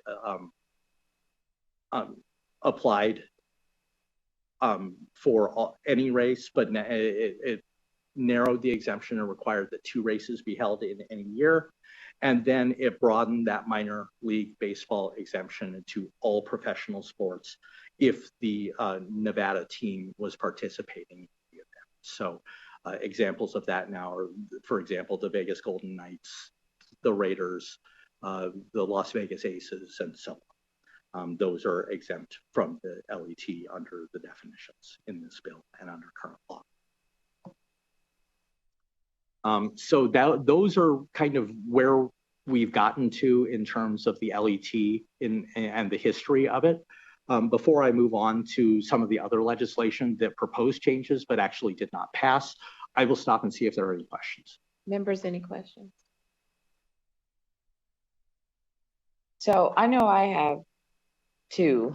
I know you're getting to the compare the 2015, 21, 23, and then 25 legislation. But as an economist, when is a tax activity considered new and therefore fragile so that a tax shouldn't apply and you should wait until the industry itself can be sustained? What are the factors that should be examined, right? So prior presentation, we just had a conversation around how one act, you know, the Allegiant Stadium now is, you know, #1 grossing nationally, 2nd grossing globally. So we have, you know, several teams since then, but when is an industry considered new and too fragile to tax? Madam Chair, Michael Nakamoto for the record. I'm not sure I have a good answer for you on that because I think it's really going to depend on the event or the industry that we're talking about. I think I can use cannabis as an example because in my tenure here, that's kind of the industry that is more or less been created. And so it's like we had provisions in the law that allowed for medical cannabis in the Constitution. Those sat there, but they really weren't implemented until I believe 2013. And I think you were here for that when that occurred. And then we didn't get the robust recreational programs until the 2016 ballot question and then the retail tax being put into place in the 2017 session. And I'm not going to speak perhaps about Nevada, but in some other states, perhaps immediately to our west and elsewhere, there have been questions about the tax rates and the structures and whether those have actually been a hindrance to the industry and kind of stifled its growth. And so a lot of the states that have had these taxes in place for now a decade or more have had to go back and reevaluate that because they might have put too high of a rate on to, I think, to the point that you're talking about. So I think it's really going to depend, Madam Chair, on the industry. With respect to the live entertainment tax, I don't know if the LET in and of itself necessarily has dampened any sort of activity. I think there have been arguments made. For example, the professional sports exemption, when that was put into place, that if that was not put into place, then you wouldn't have professional sports teams like the Golden Knights and so on coming here. And so that could be looked at as kind of an example of if you had that tax, would they have come here? And I don't know the answer to that. But I think those are the questions that we would look at and kind of evaluating what the landscape looks like and what the tax rate is. But I do know, Madam Chair, for example, the 9% LET didn't stop BTS from selling out 4 shows at Allegiant Stadium in the span of like 23 minutes or whatever it was. That is absolutely true. It also didn't stop several concerts. So, but one could make the argument, right, from the prior presentation, and this is only one snapshot for one, I would say one stadium and the activity that happened at that stadium where the incremental visitors jumped from 451,000 to 950,000. So we have out-of-state persons who said, I'm going to Vegas for whatever is happening in Vegas at the stadium. And that projection, according to this, was 111% increase. And so when we talk about the health of an industry, our factors that we should look at are, number one, how long that industry has been here. Two, the visitor volume and incremental visitor volume as, I guess, factors 2 and 3. But what else would I consider, between now and August that would be, I guess, economic factors that would say, you know what, I think this industry is healthy enough that they could sustain a 9% on admissions related to home games and all athletic groups minus the minor teams. What would I look at? Because I think we're well beyond the argument, the industry is too new in order for us to engage in a revenue conversation. Madam Chair, Michael Nakamoto for the record, as your economist, the big thing that we would probably look at is elasticity of demand. That is, if increasing a tax rate or applying a tax rate on something that was previously untaxed is going to necessarily increase the price by some level. Whether the entirety of the tax is passed on to the consumer or the establishment has to reduce their price just a little bit to kind of mitigate that, to perhaps reduce harm to the person who's purchasing the entertainment. And then based on whatever combination of those occurs, there's probably going to be a price increase that is passed on to the customer. And the big question then becomes, how does that affect the ability or willingness of the consumer to pay that price? That's not a simple answer, and I can't tell you what the answer is. It's not a simple answer, but I at some point in August, right, thumbtack on looking at, at least doing some forecasting around elasticity of demand, burden on taxpayer, because clearly, as you just mentioned, for is that Korean pop, or is that K-pop, or is that a Chinese group that sold out in 3 days? Madam Chair, BTS is Korean. K-pop. So clearly, because we get the 9% on the concerts. So when we look at burden, right, and visitors and tourists who are coming here, because one could argue that the burden is heavier on the tourist who is not an actual resident of the state. And so we're reaping the benefit of who comes here, right? They're not actual, they're tourists. Like the state would be benefiting from the activity of tourists who come to the state. But one could argue, what would then be the metric to examine what is the burden? Because clearly it's based on desire to attend, and folks are still paying that 9% and coming to a concert and selling it out.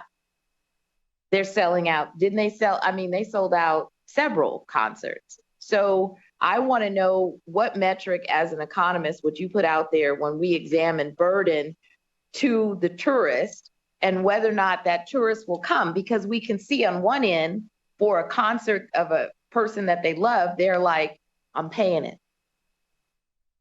Madam Chair, I'm a resident of the state of Nevada. Sorry, Michael Nakamoto. Are you going to tell us you have a ticket to this concert that it sold out 3 days? Madam Chair, Michael Nakamoto for the record, I am not a K-pop fan. Okay. And my desire to go see BTS along with 60,000 other people is very small.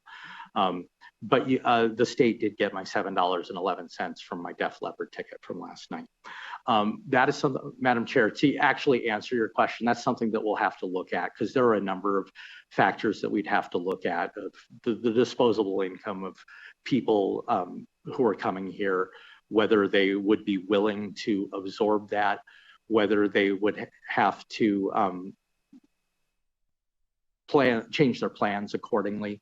And a lot of that has to do with substitution, because a lot of people who come to Las Vegas or anywhere in the state, they have their budget. So they've got a budget for food, they've got a budget for gambling, they have a budget for entertainment, they have a budget for hotels and whatever.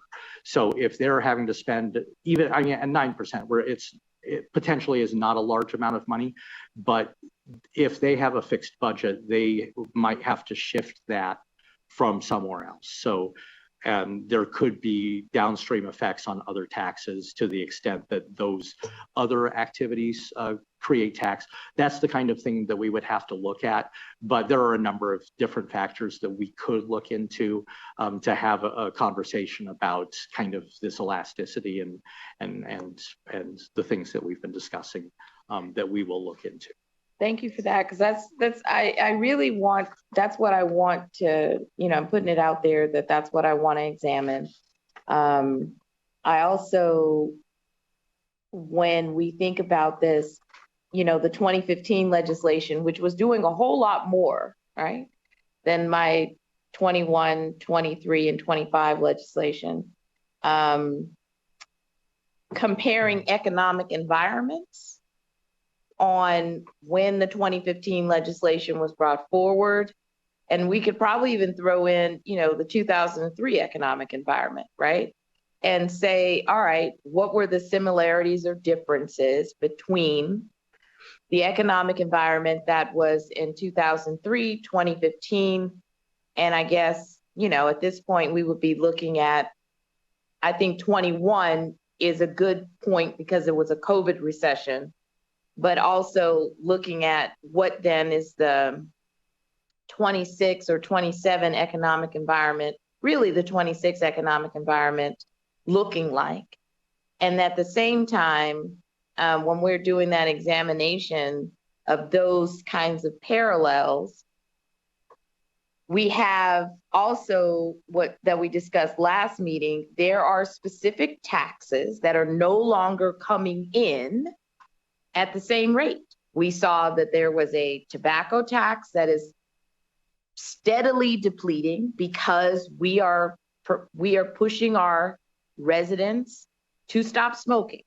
We also know that slot taxes have been on a steady decline for over 10 years.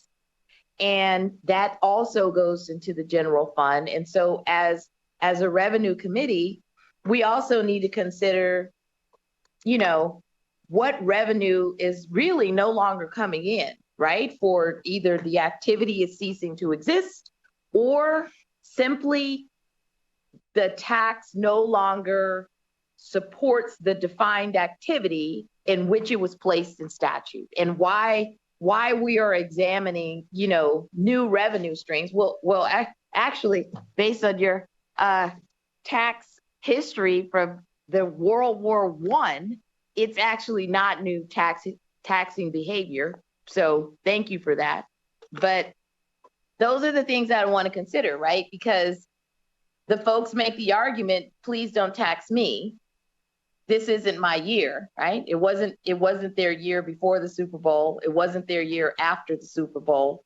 It's not their year baseball team, professional basketball team. It's so I want to know, when is it the year, right? And that's what I'm looking for, to have that examination. So when that argument is presented, then I can be like, actually, it is your year, right? 2027 may be your year, So I'm just putting it out there. And for all the people who are listening and being like, I hate Dina, and I can't believe that she is actually trying to tax us again, and I won't answer your phone call. Thank you. But what I am trying to get at is that ultimately the question between the persons who are benefiting from our tourism industry, there needs to be a larger question of, when does the state general fund benefit from that tourist activity? And we are not a side chick to the profit that is being made. Okay, and I'll just put a pause there. Thank you, Mike. Madam Chair, Michael Nakamoto for the record. I will note for the record, I will always answer your phone calls.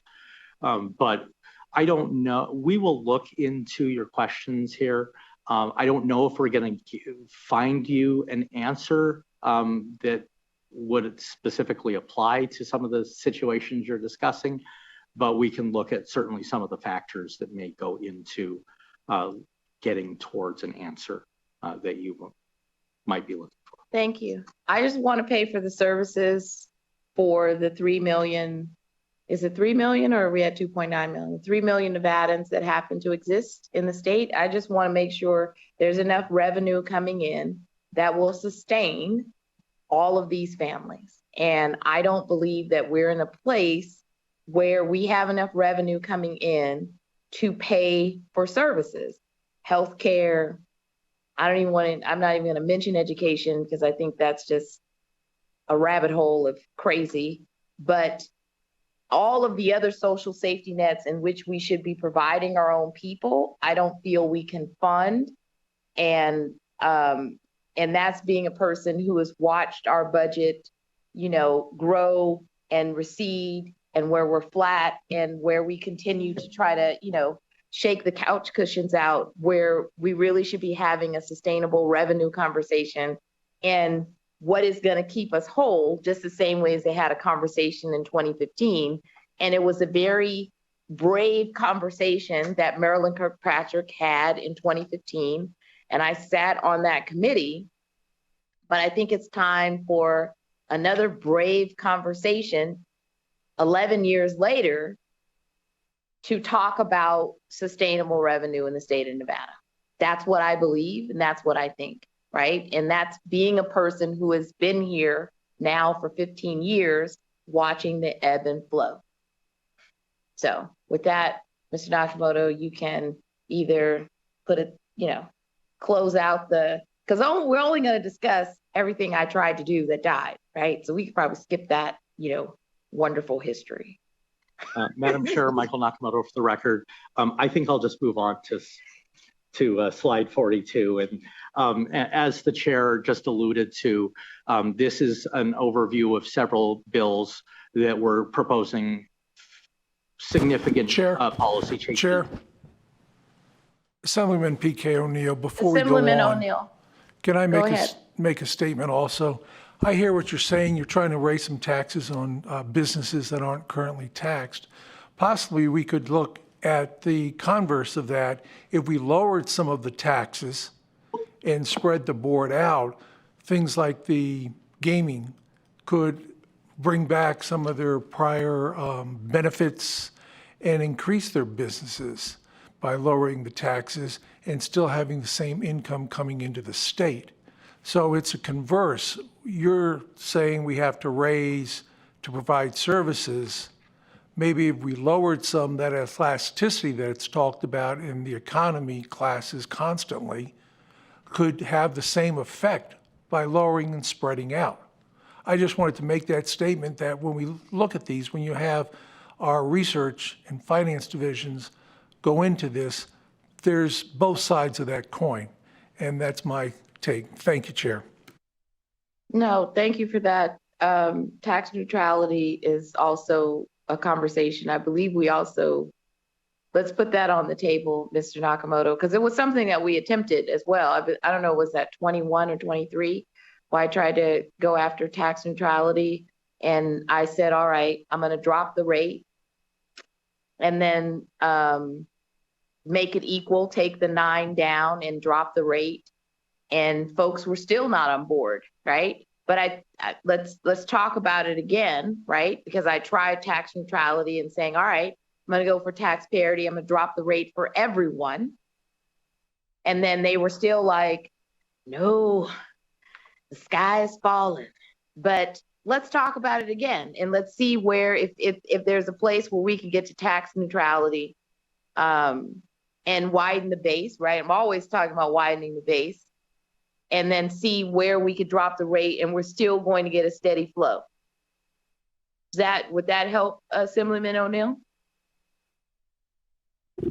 I think it's worth the discussion because there's other things we could do too to promote further businesses coming in. Delaware's having some issues. Last session, we were talking about the business courts, which I think will help the state tremendously. So as we expand through regulations and attract other businesses in, that could also generate that increased revenue, as you say, but at a lower tax rate, or at least we can stay neutral at that. So I think it's worth the discussion, and I appreciate your response. Thank you, Chair. Thank you. I agree with you. All right. So thank you for that, Mr. Nakamoto. What's the next?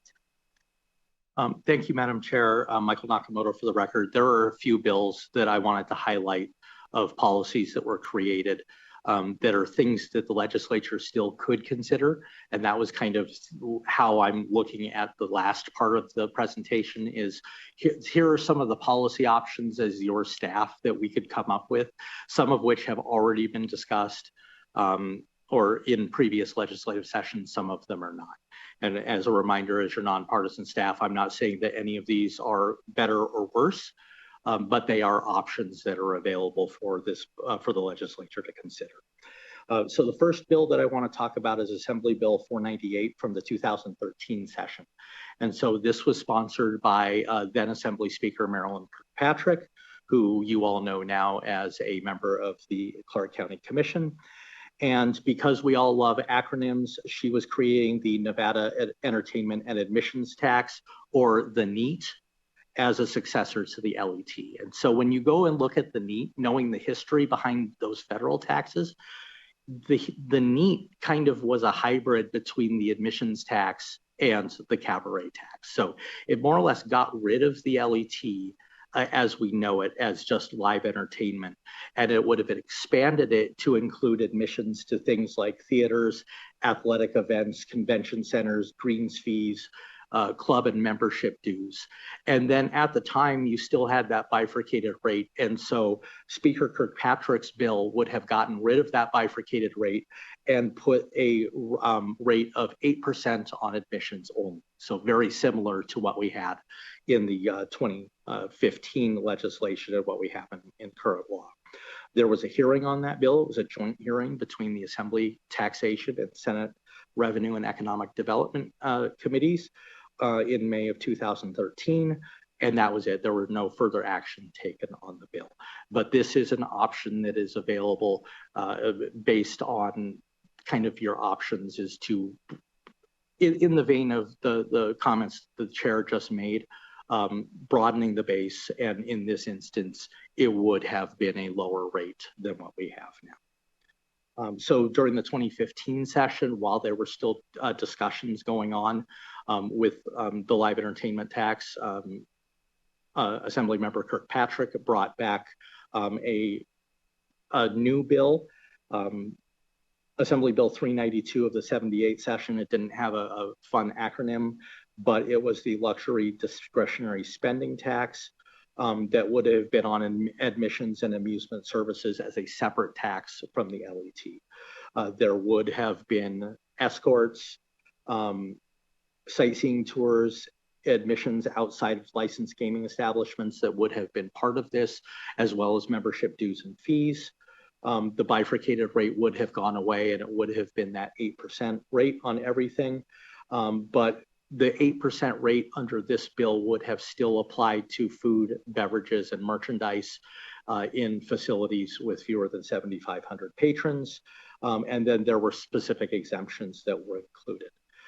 This bill didn't get a lot of traction. A lot of the traction went into Senate Bill 266 from that same session, which created the LET as we know today. So it got a hearing, was re-referred to the Assembly Ways and Means Committee without recommendation, and did what all or many bills that go to Assembly Ways and Means did during that session. Now we're moving on to a couple of the chair's bills, or at least committee bills, and things that she has previously mentioned as part of her comments today. The first one is Senate Bill 367 of the 2021 session, which would have eliminated the exemption for professional sports teams based in Nevada, and it would have reduced the threshold for nonprofit events that are subject to the tax from 7,500 to 5,000 tickets sold. So the bill got heard in the committee twice, was amended in work session to delete all of the provisions and instead add the exemption for live entertainment provided by or entirely for the benefit of a governmental entity as a technical cleanup recommended by staff. This bill in that form with just that exemption was approved by both the Assembly and Senate and was signed by the governor on Governor Sisolak on June 4th, 2021. And then more recently, Senate Bill 444 of the 2023 session was the first of a few bills that were brought for the taxation of the resale of tickets. So the first bill that was actually brought was Senate Bill 374 in the 2021 session. That was brought by former Senator Keith Pickard that originally brought this concept forward. That bill never got a hearing. And so then this was brought as a committee bill for the Senate Committee on Revenue and Economic Development in the 2023 session. So the LET would have been applied to the resale of tickets, but only on that incremental amount. So if a ticket was purchased for $100 and resold for $200, that additional $100 was taxed. But there was a reverse mechanism that said if the ticket was originally sold for $100 and then is resold for $50, then no tax is due or refunded. It did not have a downward mechanism. It only had an upward mechanism. So the bill was amended in work session to remove provisions regarding the LET on being attached to the resale of tickets, but it was there were provisions in there relating to collecting the tax from marketplace facilitators of LET tickets that were retained. The bill went to reprint, but then it never received a vote. It died after that. And so those are really the things that I wanted to talk about. Again, there weren't many bills in recent memory that have had significant policy discussions, but in terms of the ones that I did mention, there are significant policy discussions that you can have around issues that the chair has already discussed, tickets of removing the exemption for professional sports, imposing the tax on resale of tickets. And then the other ones that I kind of hinted at was taking the live entertainment tax further away from, because right now it kind of sits in between the federal cabaret tax and the federal admissions tax, probably leaning more towards the cabaret tax side. But then if you look at the tax or the proposals from former Speaker Kirkpatrick that kind of moved it closer to being a hybrid of the admissions tax and the entertainment tax and kind of picking up pieces of both of those. So before I move on to the last point, Madam Chair, if there are any questions, otherwise I think I can get through the rest of this fairly quickly. Members, any questions, anything that you think, at this point, I guess it would be if there's anything that you think fiscal staff should also examine for August in regards to the LET that you might want to know to try to examine whether or not it's a proper or improper tax. Senator Dognati. Thank you so much, Chair. Mr. Nakamoto, it's my understanding in past committee hearings, and I think we've done this during session, but the staff have procured for us potential projections in terms of what we would capture if we went after for certain exemptions and so forth.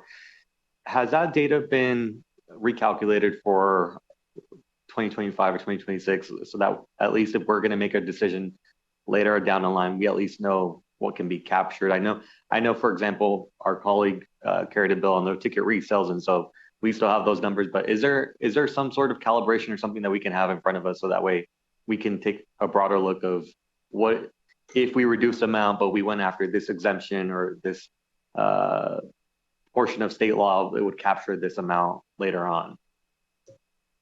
Thank you, Senator Donyate. Michael Nakamoto for the record. Your recollection is correct, at least in terms of the chair's proposal with things like resale and professional sports. We have done analysis for her, coming up with our best estimates on what we think would be generated from the live entertainment tax if you added it to resale or removed that professional sports exemption. Depending on what the proposal is, we could attempt to do similar analysis. We could also calibrate the analysis that we have done. We have not done that yet based on the most recent actuals and projections for that tax. That is something that we can look at. And then if there are any other proposals that would come along, we can do our best with the information that we have to see if we could come up with something. No, thank you for that. And I think that's helpful because ultimately, right, I think if there's a ability to look at what the tax structure would look like for smaller vendors or providers or smaller events versus larger scale events, right? I think that looking at those projections could probably help us down the line if we wanted to not create a bifurcation, but look at the structure more of, is 8% really equitable for these types of businesses, or should we look at, you know, things that are grander scale, especially if they're one time, right? If we have an event that generates, say, the enthusiasm that we saw at Allegiant Stadium with the K-pop group, right? Is it appropriate to look at capturing more, not just for specific industry types, but I think what our chair was kind of mentioning is there's an ecosystem that exists when an event or some level of caliber type of occurrences is in an area or in our state. And so I think that would, those point being is, I think looking at those projections would be helpful, at least if we're going to make any decision moving forward. Thank you, Senator Donyate. Michael Nakamoto for the record. And that is something that we can look at. I'm not sure when you start getting at that micro level of in terms of affecting individual businesses, I don't know how much information we'd be able to glean for you. And my immediate thought to that is if you start looking at things like venue size, smaller businesses may tend to have smaller venues, but you may also have some of the gaming establishments here that would have a small club that would meet those definitions, where the economic impact on them would perhaps be different than on a smaller business, even on the venue size. But that's certainly something that we can think about to see if we can distill that out. Again, not guaranteeing that we would be able to, but it is something that we can certainly keep in mind. Any additional commentary?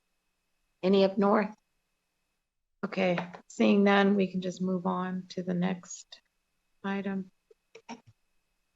Thank you, Madam Chair. So on slide 47, are under other issues and items for consideration. These are the things that some of the things that I've previously mentioned. So the exemptions. So professional sports is the big one that we've talked about, but there's certainly others. The NASCAR exemption would be a good example of that. Imposing the tax on the resale of tickets is something that has gotten a lot of discussion in the last little bit as well. And then additionally, what taxes or events are included in the tax base? That is it live entertainment, or does it go broader into something that resembles an admissions tax? And so that's kind of what Assemblymember Kirkpatrick was looking at with her legislation back in 2013 and 2015. And so I'm going to focus a little bit more on this, what events are included in the tax base, just to kind of give a little more clarity and some more examples of this. So I put together this matrix, and I appreciate the Department of Taxation and the Gaming Control Board looking through this and kind of agreeing with generally what's here. And so I broke it into admissions that are generally not taxed versus types of events that are typically subject to the LET. And so the caveat is for some of the admissions that are generally not taxed is, for example, a movie theater or a swimming pool. If you're just paying to get into a movie or to swim, you're not going to. But if you happen to be attending live entertainment event that is held at one of these venues, it could potentially be subject to the LET as long as it's live entertainment. But just going to a movie, if I wanted to go down to the movie theater and see whatever new hot movie, I haven't gone to a movie theater in years, but that's neither here nor there. That is typically not subject to a live entertainment or the live entertainment tax. But that doesn't mean it could not be subject to an admissions tax of some sort. Unarmed combat, such as boxing and MMA, is exempt from the tax. And as previously noted, NRS 467.107 requires the license fee of 8% to be paid on the gross receipts from admission fees, of which the 25% of that goes to the state athletic commission's account for their budget, and then the remainder is deposited in the state general fund. Club and membership dues are not subject to the tax. They were subject to the federal admissions tax for the longest time. It was part of one of Assemblymember Kirkpatrick's proposals back in the mid 2010s. And then entertainment events that are free to the public are not generally taxed because there's no admission to attach the tax to. The types of events that are typically taxed, as long as there's admission that is charged: concerts, escort services, plays and similar theater performances, athletic performances, unless it is an exempt performance that we've specifically mentioned previously, music and artistic festivals. A good example of that one that we know about because they say it's taxable on their website is Burning Man, and comedy or magic shows.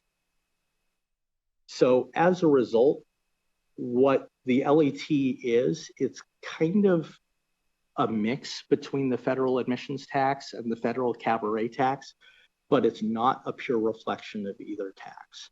And so when I was doing all of my research on the history, I found this table in the National Tax Journal in March of 1948 that talked about the amount of admissions that were subject to just the admissions tax for 1948. And so the predominant was movie theaters, but then you can see after that, legitimate theater and operas. Somehow it makes it sound like movies were not legitimate, that it was some sort of bad thing. But I think they're talking about plays and Broadway musicals and things of that sort. But then you can see spectator sports such as college football, professional sports, horse and dog tracks, and then dancing, other entertainment, amusement devices, and so on. So this is what the entertainment tax really captured back when it was in existence in post-war America. We have a tax that doesn't look like this, but our live entertainment tax still picks up some of these events. A lot of the spectator sports, your legitimate theaters and operas, and then, I mean, the big one now is concerts, and concerts were not really the huge thing back in the 1940s, but they are a big driver of entertainment now. So the point of this is we have a tax that kind of looks like both, but it's probably skews a little more towards cabarets, but there's still a lot of the admissions tax inside. So then when you start thinking about changes to the tax and things that you could consider taxing, the first one is the athletic or recreational activities such as skiing and golf. These are some of the things that were picked up in the 2013 legislation from Speaker Kirkpatrick, but when she brought it back in the next session, some of these were exempt, but these are things that could be considered. You could consider taxing food, beverages, and merchandise at live entertainment events, similar to how they were before 2015 after the creation of the LET in 2003. There were a lot of the arguments of getting rid of this tax was the case of double taxation because people were already paying the sales and use tax on it. And so there are the issues around that and around the tax fairness or equity issues. But again, it is an option that is available. And then the last one that I should mention are brothels. And it's always not necessarily a comfortable topic for some of these committees, but the 2015 legislation had provisions in the definition of escorts that in our estimation ended up exempting brothels from the tax. So basically, if you are an escort, but there is sexual conduct that is provided, it is not live entertainment for the purposes of tax. That is something that you could consider as well. I don't know if I could tell you how much that would generate or what it would do for that industry that is prevalent in certain counties in the state, but it is an option that I thought I would be remiss perhaps if I did not mention. And then lastly, under additional items for discussion is first, alternative methods of taxation of admissions and entertainment. And this is us spending a lot of time seeing how other states do this. And then local government issues. So if we start with the alternative methods of taxation of admissions or entertainment, we went through, and actually Ms. Jones went through and did the research on all 50 states and the District of Columbia to see what other states are doing in this venue. And so there are a number of states, the dozen or so that are listed here, that do not appear to have any sort of tax on entertainment whatsoever. And that, I suppose, certainly is an option for Nevada if we wanted to completely repeal it.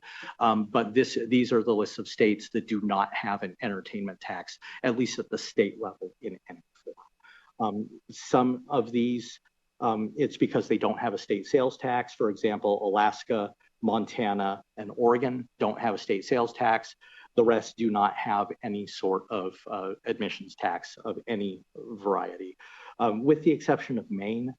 Maine includes admissions in as part of their sales and use tax when the admission price is bundled with the purchase of another good. But for our purposes, we didn't really consider that an admissions tax per se. There are some states that have very limited entertainment or admissions taxes that are on only one type of event or one class of entertainment. So Connecticut repealed their entertainment tax or their admissions tax and only now has a tax on club dues. Massachusetts has a tax that is related on tours and cruises originating in the state of Massachusetts and conducted partly or entirely in the city of Boston. And that is the extent of their entertainment tax. And then Washington State has imposes their sales tax on athletic and fitness facility fees only, and that's it. So that is kind of the middle ground here between not having a tax and having a tax. So then really there are three different methods of taxation that we found for these taxes. And the first one is, we call it a gross receipts tax, but it's not a gross receipts tax in the sense that, say, the Nevada commerce tax is a kind of a gross receipts tax. These gross receipts taxes are functionally similar to a sales tax. And so it is a rate in the neighborhood of 6% or thereabouts that is imposed on the business, and the business has the right to, or the ability to pass that tax entirely on to the consumer. So functionally, it's a sales and use tax, but legally, there's a bit of a distinction. And there are 3 states that have this kind of tax: Arizona, Hawaii, and New Mexico. So it's, again, not to be confused with a general gross receipts tax that can't be passed on to the consumer. The Nevada commerce tax is a good example, but Delaware and Washington also have those. This is functionally more or less a sales tax, but legally it's a bit different. There is also the admissions tax structure, similar to what we have for the LET, something that looks like the federal admissions tax or the cabaret tax or both. There are only 2 states that we could find that have something like this, us with the LET and South Carolina, but there are other states that use it in very limited applications. For example, that 10% tax that Connecticut has on club or membership dues. And then lastly is the sales and use tax. There is a statewide sales and use tax in 45 states, as well as the District of Columbia. Nevada is included in that. Of these jurisdictions, 27 states and the District of Columbia appear to impose sales tax on at least one type of admissions. But again, there are various exemptions, things to note. I previously mentioned Washington, where their sales tax only applies to certain facility fees for fitness establishments and so on. New York's sales and use tax applies to admissions for professional and collegiate sports, but motion pictures and live dramatic and choreographic and musical performances are exempt. Florida and Georgia, they apply the sales tax to sporting events in general, but if it is a larger event, such as the Super Bowl, the Major League Baseball All-Star Game, and World Cup soccer matches, those are exempt from the sales and use tax. And then Arkansas has perhaps one of the more comprehensive tax bases in terms of sales taxes, where they include things like flea markets and craft shows, as well as most entertainment events, unless the tickets are sold by a government entity or a college and university. So this is kind of one of these things where it really varies between states. One of the limitations for Nevada in terms of this, of having it in the sales tax, is the nature of the Sales and Use Tax Act of 1955 in Nevada. These adding things to the base would require voter approval, but this is an option for the legislature to consider, is moving the tax in, or some aspects of the tax, into the state Sales and Use Tax Act. It would provide revenue for local governments as well, because they receive sales and use tax revenue. But again, voter approval would be required. And so, speaking of local governments, that's my segue into this last part of this, is about local government issues. And so the first point to make under local admissions or entertainment taxes is these are common in a lot of jurisdictions, that local governments are given authority to impose their own type of entertainment tax or admissions tax. Nevada is not one of those states. We do not have a local version of the LET at the local level. In most of the states where they're subject to the Sales and Use Tax Act, or their sales and use tax, though, the local rates would apply to that. So local governments can receive, in other states where sales admissions are subject to sales tax, the local governments who impose a sales and use tax rate can pick up the revenue there. Some states, such as Maryland, Virginia, Washington, and West Virginia, have given authority for local governments to impose their own admissions taxes that are completely independent of any state rate. And I have given 3 examples there of Atlantic City, Baltimore, and Chicago that all impose their own local admissions taxes. And some of them are separate from a state tax. For example, in New Jersey, they have a state, they impose a sales tax on admissions. So all of those things would not, in Atlantic City, for example, would be subject to both the state and local sales taxes, as well as that luxury tax that they impose there. In Baltimore and Chicago, there are not state level services taxes. The admissions wouldn't be taxable there at the state level, but they are taxable in the cities of Baltimore and Chicago. So some of the things to think about in terms of getting revenue for local governments, if that was one of the options that you wanted to consider. The first would be adding admissions or entertainment to the existing sales and use tax base would require voter approval. So that is, if you wanted to go that route and move it into the sales tax base, you would have to go through the voter approval process.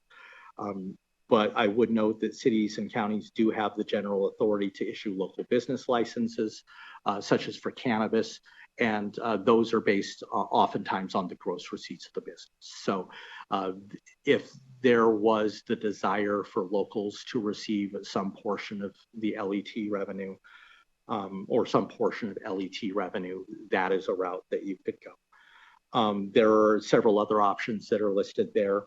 The first would be to allow local governments to create their own optional LET rates.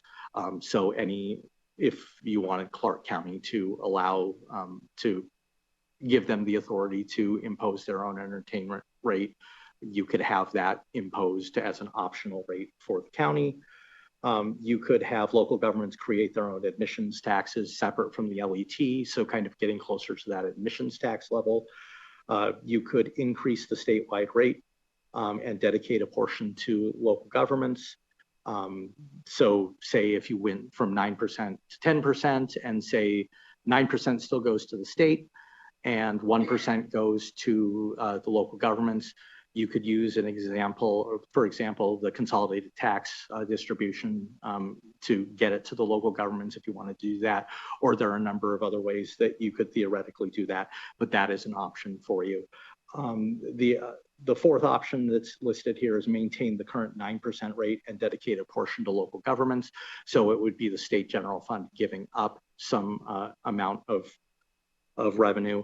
There is actually a fifth option that I did not put on this slide, and it is from a bill that the chair had during the 2025 session, which was her bill on resale from this last legislative session, where she increased the base and then took a portion of that revenue and dedicated it to the Regional Transportation Commission of Southern Nevada.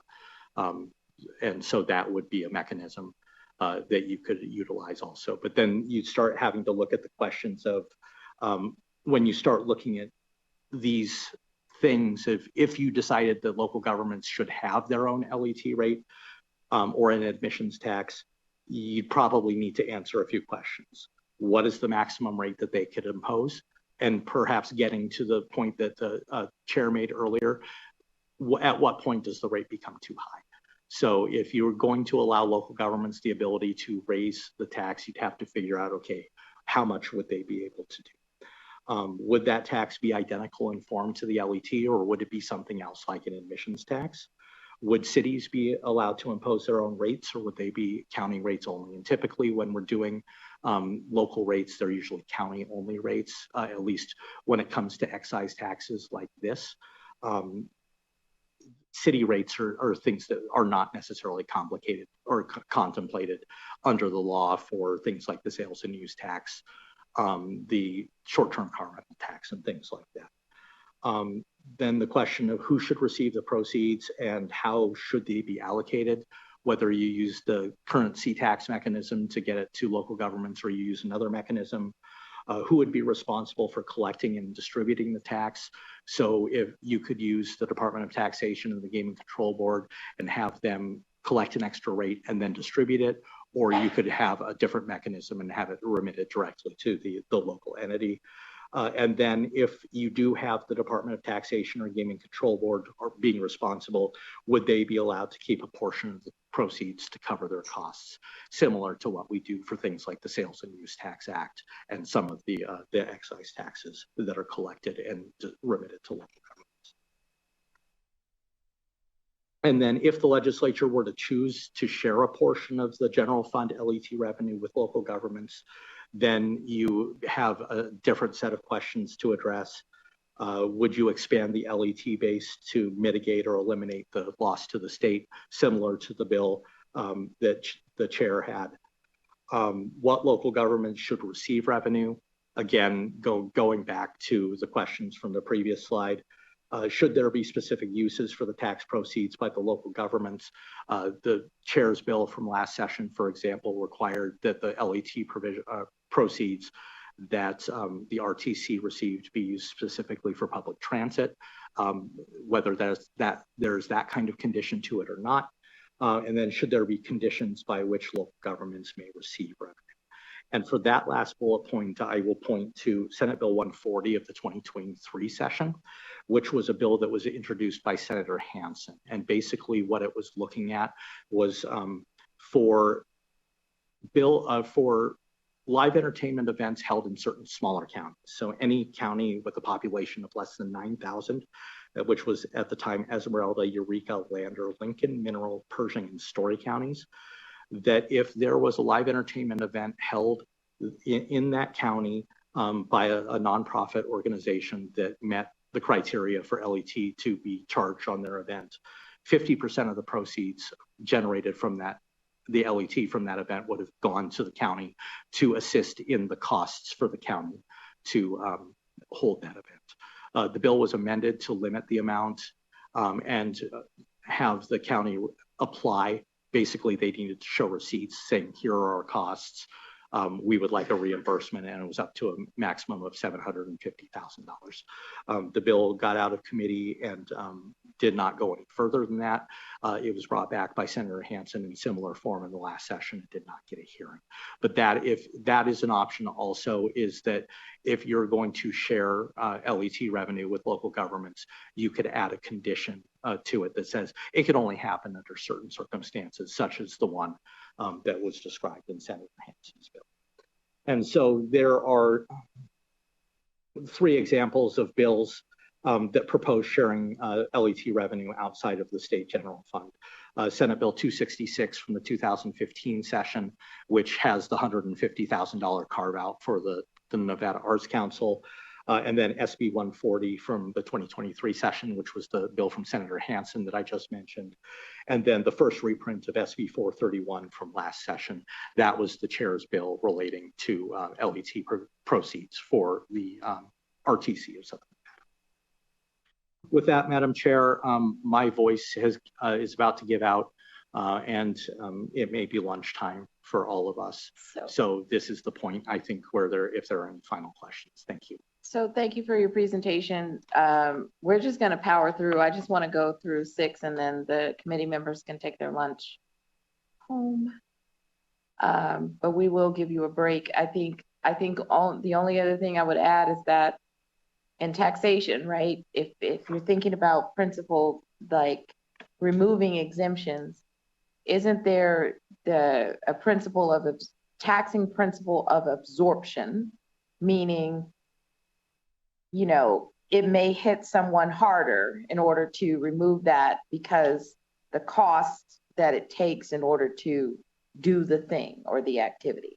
So I also, you know, if you could put that on the table for the future, that if any member is thinking about removing an exemption, thinking about the absorption, if you're also thinking about this local government piece, which I absolutely object to, but if you are thinking through that, I want you to, you know, really consider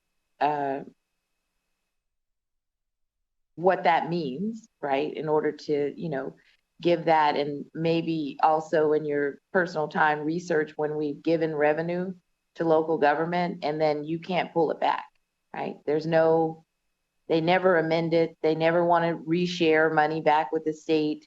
And this receipt proposition in 140 died for multiple reasons, but there's also, you know, we've been trying to make sure that the line between fiscal, I would say fiscal home rule and powers that remain with the legislature are kept kind of intact.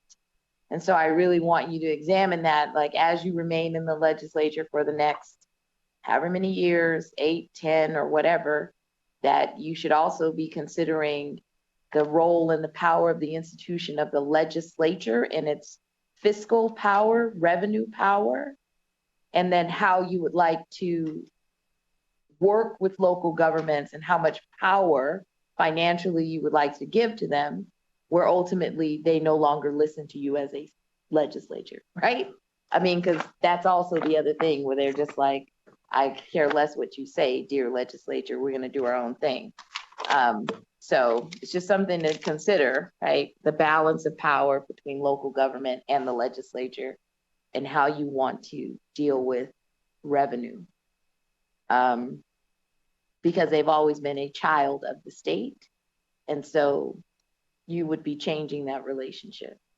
And you would also have no say unless you put those super conditions in there to say, well, you can only spend it on X. And I will give you AB 309 as an example. When there was a laundry list given and it has been used in various ways that, you know, may not have been the legislative intent, right? And there's no amending the list. So I'll just put that out there. So with that, we can close this presentation. Thank you, Mr. Nakamoto. Thank you, Madam Chair. And we will go to agenda item number 6, which is, this was our follow-up on the autonomous vehicles. This is having the DMV come in, because what we learned last time was that the DMV had a role in autonomous vehicles, which was an information we were not aware of at the time. So we will call Mr. Seaver to the table up north. Thank you, Chair. Committee members, Sean Sever from the Nevada DMV, and I also have Thomas Martin here. He's a manager at the DMV and does a lot of things with our autonomous vehicle program. So thank you for letting us present today on the DMV's involvement with autonomous vehicles. We only have 10 slides, which covers our entire program. So on to the first slide. Okay. All right, so I'll start off with the most important points that we get questions about. Number one, Nevada law allows all autonomous vehicle levels to operate on public streets. The DMV also does not issue permits based on AV level of automation. And then number three, the DMV does not test or certify vehicles prior to testing. So in Nevada, all vehicles self-certify to test and operate vehicles on our roadways. And I will talk about both the AV testing, I'll talk about that first, and then the operation of these vehicles. So the testing, the manufacturers and developers first submit an AV testing registry application to the DMV. That packet outlines everything for them, which includes bond insurance fees, and other requirements. Once everything is complete, the DMV issues a certificate of compliance, red license plates, and a registration for each vehicle.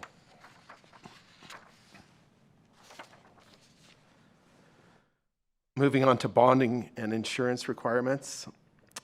Entities first submit a certificate of insurance. They can either do a certificate of insurance with $5 million in coverage, they can post a $5 million surety bond, or make a $5 million cash deposit with the DMV.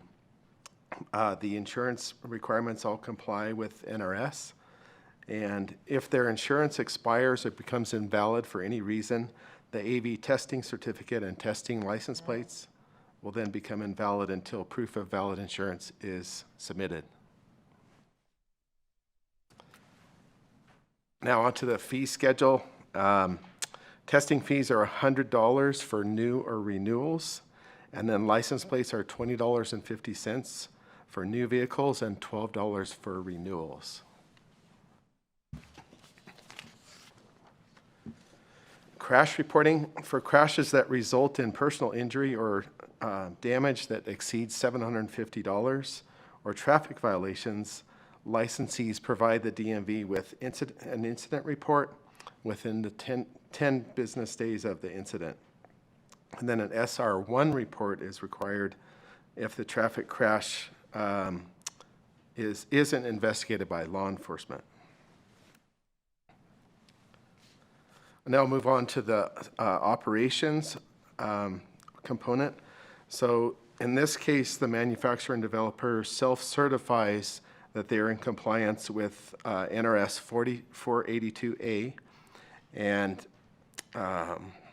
then they complete the AV certification registration packet. Once all the requirements are met, the DMV issues a certificate of compliance based on the make, model, and year of the vehicles, and then they're off and running. The safety net for all these vehicles is that they need to comply with the federal motor safety standards. But there are no fees, bond requirements, or cash reporting for them. Crash reporting, I should say. In addition to my DMV duties, I also serve as chair of the NVX Traffic Safety Committee. And we have launched a working group to look at the safety aspects of our autonomous vehicle programs and laws in our state. We'd like to make the process simpler and smoother for anyone involved. And we just had our first meeting the other day, so more to come on that. And that concludes our presentation. I realize this is a money committee, but I wanted to give you the full picture of what the DMV's involvement is with these vehicles. It's a pretty simple program. I also included the email address on the slide if anybody from the public has further questions for us, and we can take any questions at this point. Thank you. Thank you for that. Members, any questions? Members up north, do you have any questions? I'll start there.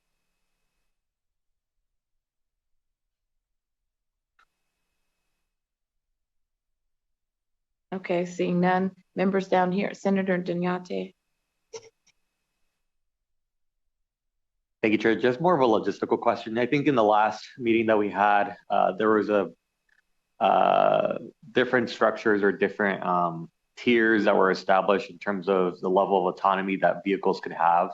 Does a DMV have that structure in place so that we can see like how many vehicles are currently on the road for this level of autonomy versus reaching full scale? It's more of a logistical question.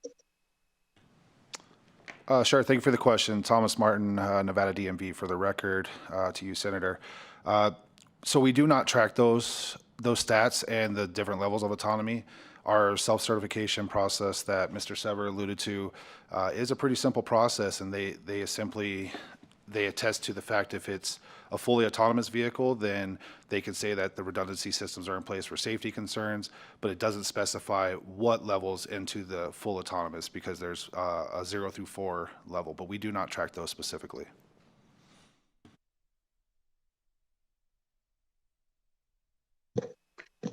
Thank you. So if it's not you, then who would be the appropriate entity? And I guess the follow-up to that would be, do you have the capacity already to gather that data if it was of the purview of the legislature to employ you to do that? Thomas Martin, Nevada DMV. I would not know who because the autonomous vehicle program, it essentially started with the DMV and has always sat with us as far as the registration goes. I know there's other entities that help with the autonomous vehicle network companies and stuff like that. So I'm not sure if they track that for their business needs. And then absolutely, there's a way we could track if we had to, if legislation was passed to give us that ability. Assemblywoman Backus. Thank you so much, Madam Chair. And I think I kind of figured out the answer. I had to refresh my memory, but Mr. Seaver, with respect to like our governmental service tax, I was just kind of taking a look. It looks like it is only applicable to registrations under Chapter 482. So this wouldn't apply to autonomous vehicles. It's just, as you noted on your slide, the like fee schedule, but they don't have to, they're not required to pay a GST. Thomas Martin again, Nevada DMV. Thank you for the question, Assembly Member. On behalf of Mr. Sever. So it is applicable if it's not a vehicle designated as an autonomous testing vehicle. So as alluded to, there is 2 different programs that we work under, and there's the testing program and then the operations side of the house. And essentially testing, they do get a red license plate. They're not required to register the vehicle in Nevada. And that's actually a regulatory decision that was made in the past based on previous legislation. And then the operations side, they're not required to pay the $100 fee or the bond insurance, but they are considered established in Nevada and not here just on a testing basis. So they do have to register, and those vehicles for those companies do have to pay the governmental service taxes or the supplemental, depending on the county they're in, which is probably 100% at this point in Clark County. Thank you so much for that clarity. Members, any additional questions? So I have one question on, well, I don't have one, I have 4. So on the insurance for the autonomous vehicle, what's the difference between the insurance requirement that is on the T&C versus an autonomous vehicle?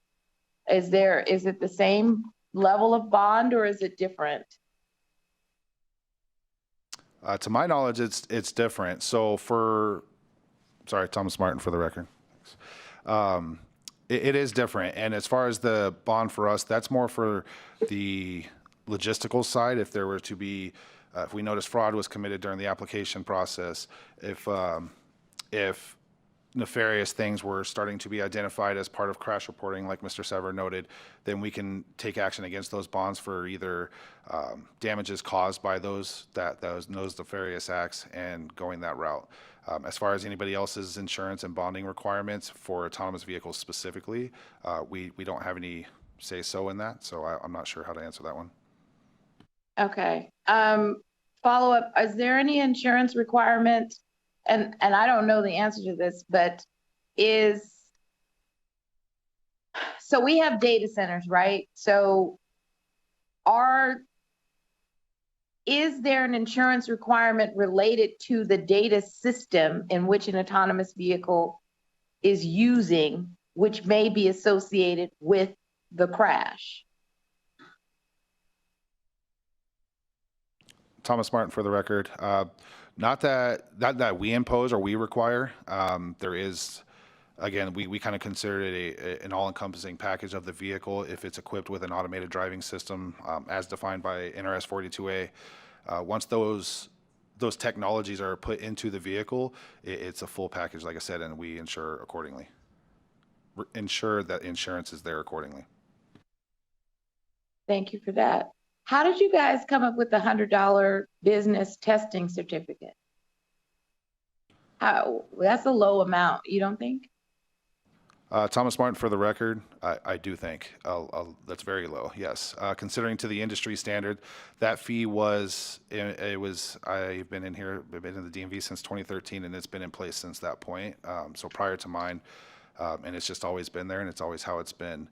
I think legislation, and I'd have to go back and look at the year, was presented to try and increase a little bit more of the strength in the program across the whole state, including the fees, because I mean, there's other states that charge thousands for these same exact things we charge $100 for, and we were unsuccessful at that point.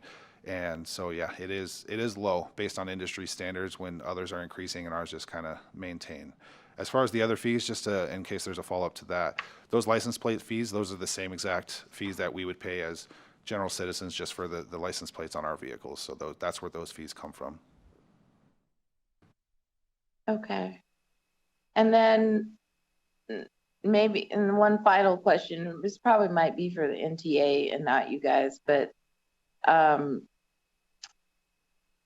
guess I'm trying to understand the digital footprint of the crash reporting. So DMV, do you go and look at their data system? How is that audited? Like how do you go and look? Because if it's all computer driven, how do you go and look at that digital footprint of what they were saying was a crash or an anomaly or some kind of traffic violation? Thomas Martin for the record. So we do not do an auditing of any sort. We do receive the crash reports, and as the program administrator for the DMV, they come to me and my team, and we do review them to make sure, first of all, the contents are there and ask any follow-up questions. I will say one thing we've learned is the technology is usually not at fault based on the crash reports and the investigation done by law enforcement. But we do not do audits will tell us how the system failed. Companies are usually pretty good about telling us that they've looked at recalls for the technology if they noticed a trend in the crash happening because of didn't detect a certain aspect of traffic controls and whatnot. But that is not something that we do not do. But I will say, historically, that was in place prior to a legislative session that it kind of took away a lot of the strength again in the program that the DMV had of actually asking companies to come and do a presentation on their technology, help us understand how their redundancy systems kick in for safety concerns, the insurance requirements, and explain everything in an in-person presentation, and then actually require a demonstration. But we no longer have that process, as those provisions were taken away back a few sessions ago. Okay, thank you for that. Members, any additional questions? Seeing no additional questions on this presentation, thank you for that. Ms. Hughes, if you're up there, I have a question related to this topic and data centers. If you could come to the table.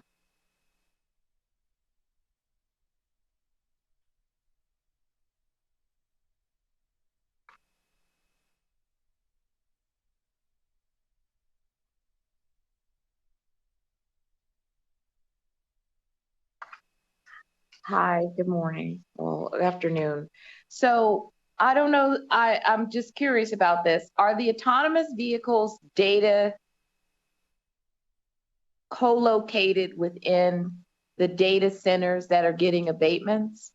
Where is their data housed? Is it in these data centers that we're building? Shelley Hughes for the record. I do not have the answer to that question, but I can get back to you. Because the question that I want to know, if an autonomous vehicle company, if they are considered a co-located business that falls under the data center abatement, and therefore the company is also getting an abatement because it is seen as a data, this is like a hybrid piece, but really it is a data-driven car, and it has to house its system somewhere. So that's what I really want to know. Is it a co-located business where it is getting a data center abatement?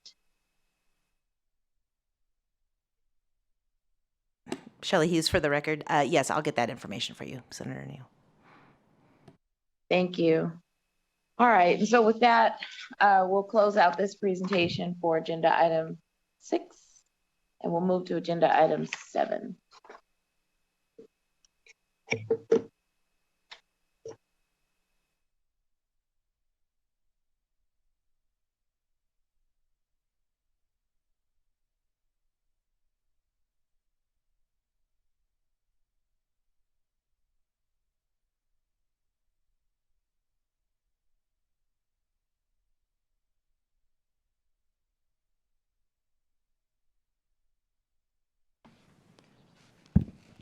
Good afternoon, Chair Neal, Vice Chair Backus, and the members of the Joint Interim Standing Committee on Revenue.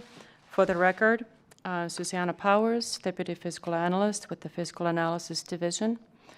Agenda item 7 begins on page 67 of the meeting packet.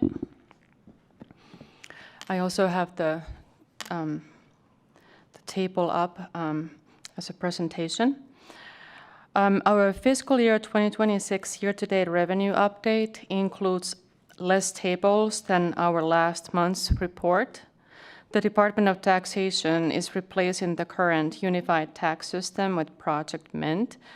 This transition has affected the timing of when the state receives certain revenues and has distorted our forecast tracking, making fiscal year 2026 year-to-date actual revenues appear significantly above forecast. However, this does not reflect underlying revenue trends, which is why those tables have been omitted from the revenue report. As part of Phase 1 of Project Mint, November 2025 postings for sales and use tax, cigarette tax, other tobacco tax, and non-gaming live entertainment tax were lower than normal. These revenues were recorded approximately 15 days prior to month end, earlier than historical distribution patterns, resulting in a shortened closing period.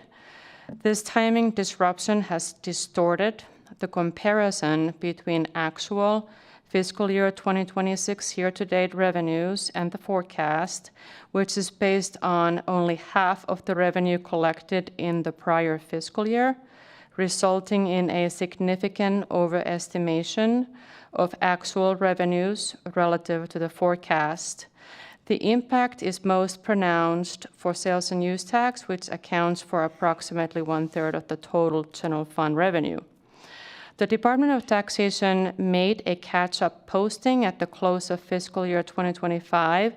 However, due to the structure of our forecasting methodology, the distortion will not fully resolve until the end of fiscal year 2026.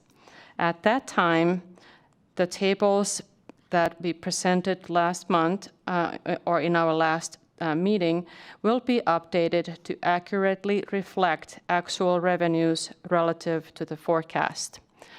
So the table 5 that is included in your packet on page 67 provides detailed information on all unrestricted general fund revenue sources, including fiscal year 2023 through fiscal year 2025 actuals and fiscal year 2026 year-to-date actuals compared to fiscal year 2025 based on agency reports received through January 2026. I'm going to go to page 71, which shows kind of the bottom line. On page 71, the total general fund revenue is $239.4 million, or 11.4% above last fiscal year's level at the same point in time. However, last fiscal year's reported revenues were artificially low due to the shortened closing period for the four taxes I mentioned earlier. However, if we look beyond these distortions, our experience with the general fund provides a good understanding of underlying revenue trends, even without the ability to present our typical forecast tables. Revenues currently are about $125 million above where we would typically expect to be at this point in the fiscal year. So this $125 million is very close to the tables presented at our last month's meeting, meaning that there has not been a lot of change since last month from what the fiscal staff can see. That concludes my remarks on this agenda item, and we can answer any questions you may have. Thank you. Members, any questions? Any questions up north? Seeing no questions, thank you for the update that there are distortions in the data. Madam Chair, Michael Nakamoto for the record. And if I could just add one thing to the end of Ms. Power's presentation, that $125 million above the forecast is about, like she noted, about where we had the tables when we presented them at the last meeting through December. And as a reminder, there were a number of issues relating to commerce tax that didn't post in FY25 that is now in FY26, and then a timing change that occurred earlier in FY26 that added about $27 million worth of sales tax revenue. So those are also taken into account as well as part of that $125 million. So of that $125 million, probably $105 million or so is from those two taxes and kind of the effects of the administrative changes or the timing in which the taxes are posting. Thank you. Thank you for that. So that closes agenda item number 7. And now we will go to agenda item number 8, which is public comment. Is there anyone here in Vegas for public comment?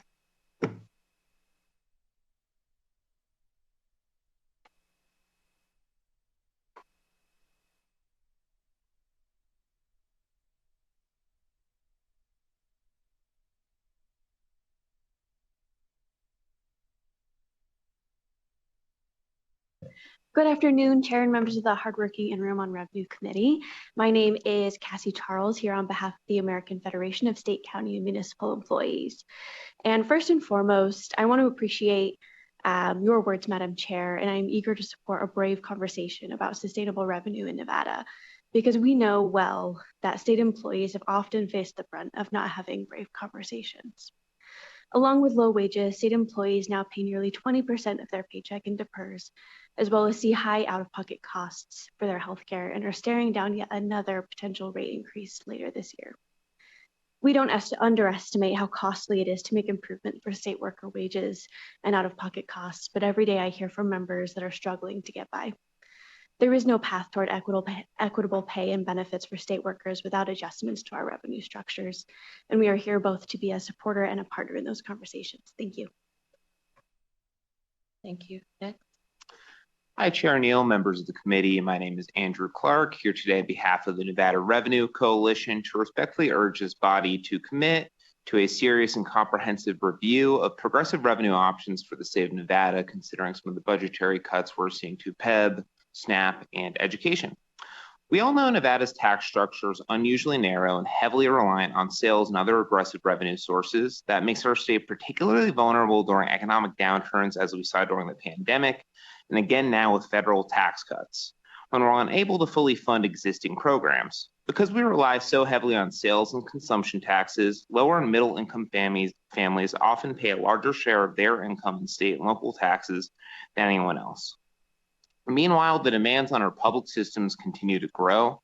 We face ongoing challenges in K-12 funding, workforce shortages in education and healthcare, behavioral health capacity, infrastructure needs, and long-term economic diversification. Nevada is now ranked 47th in states to raise a family according to WalletHub, 46th in Commonwealth Fund's health system rankings chart, and 48th in education, while at the same time being the 5th most regressive revenue base in the country. These issues directly impact our ability to attract businesses, pay a teacher's wage, retain families, and remain competitive as a state. This is not a request for immediate tax increases. It is a request for a responsible, data-driven process. Over the next year, this committee has the opportunity to engage stakeholders transparently about the long-term sustainability of some of our current giveaway structures, as well as to examine property taxes to find equitable solutions. A thoughtful study of fair revenue pathways would give this legislator better tools, better data, and greater flexibility to make long-term investments in programs just like PEB and education. Together, we can reimagine, reinvest, and rebuild our communities. Thank you for your time and dedication to the state of Nevada. Thank you. Is there any public comment up north? Seeing none, we'll go to the phone line. Is there any public comment? Chair, the public line is open and working. We have no callers at this time. Okay, so that adjourns. We will adjourn Senate revenue.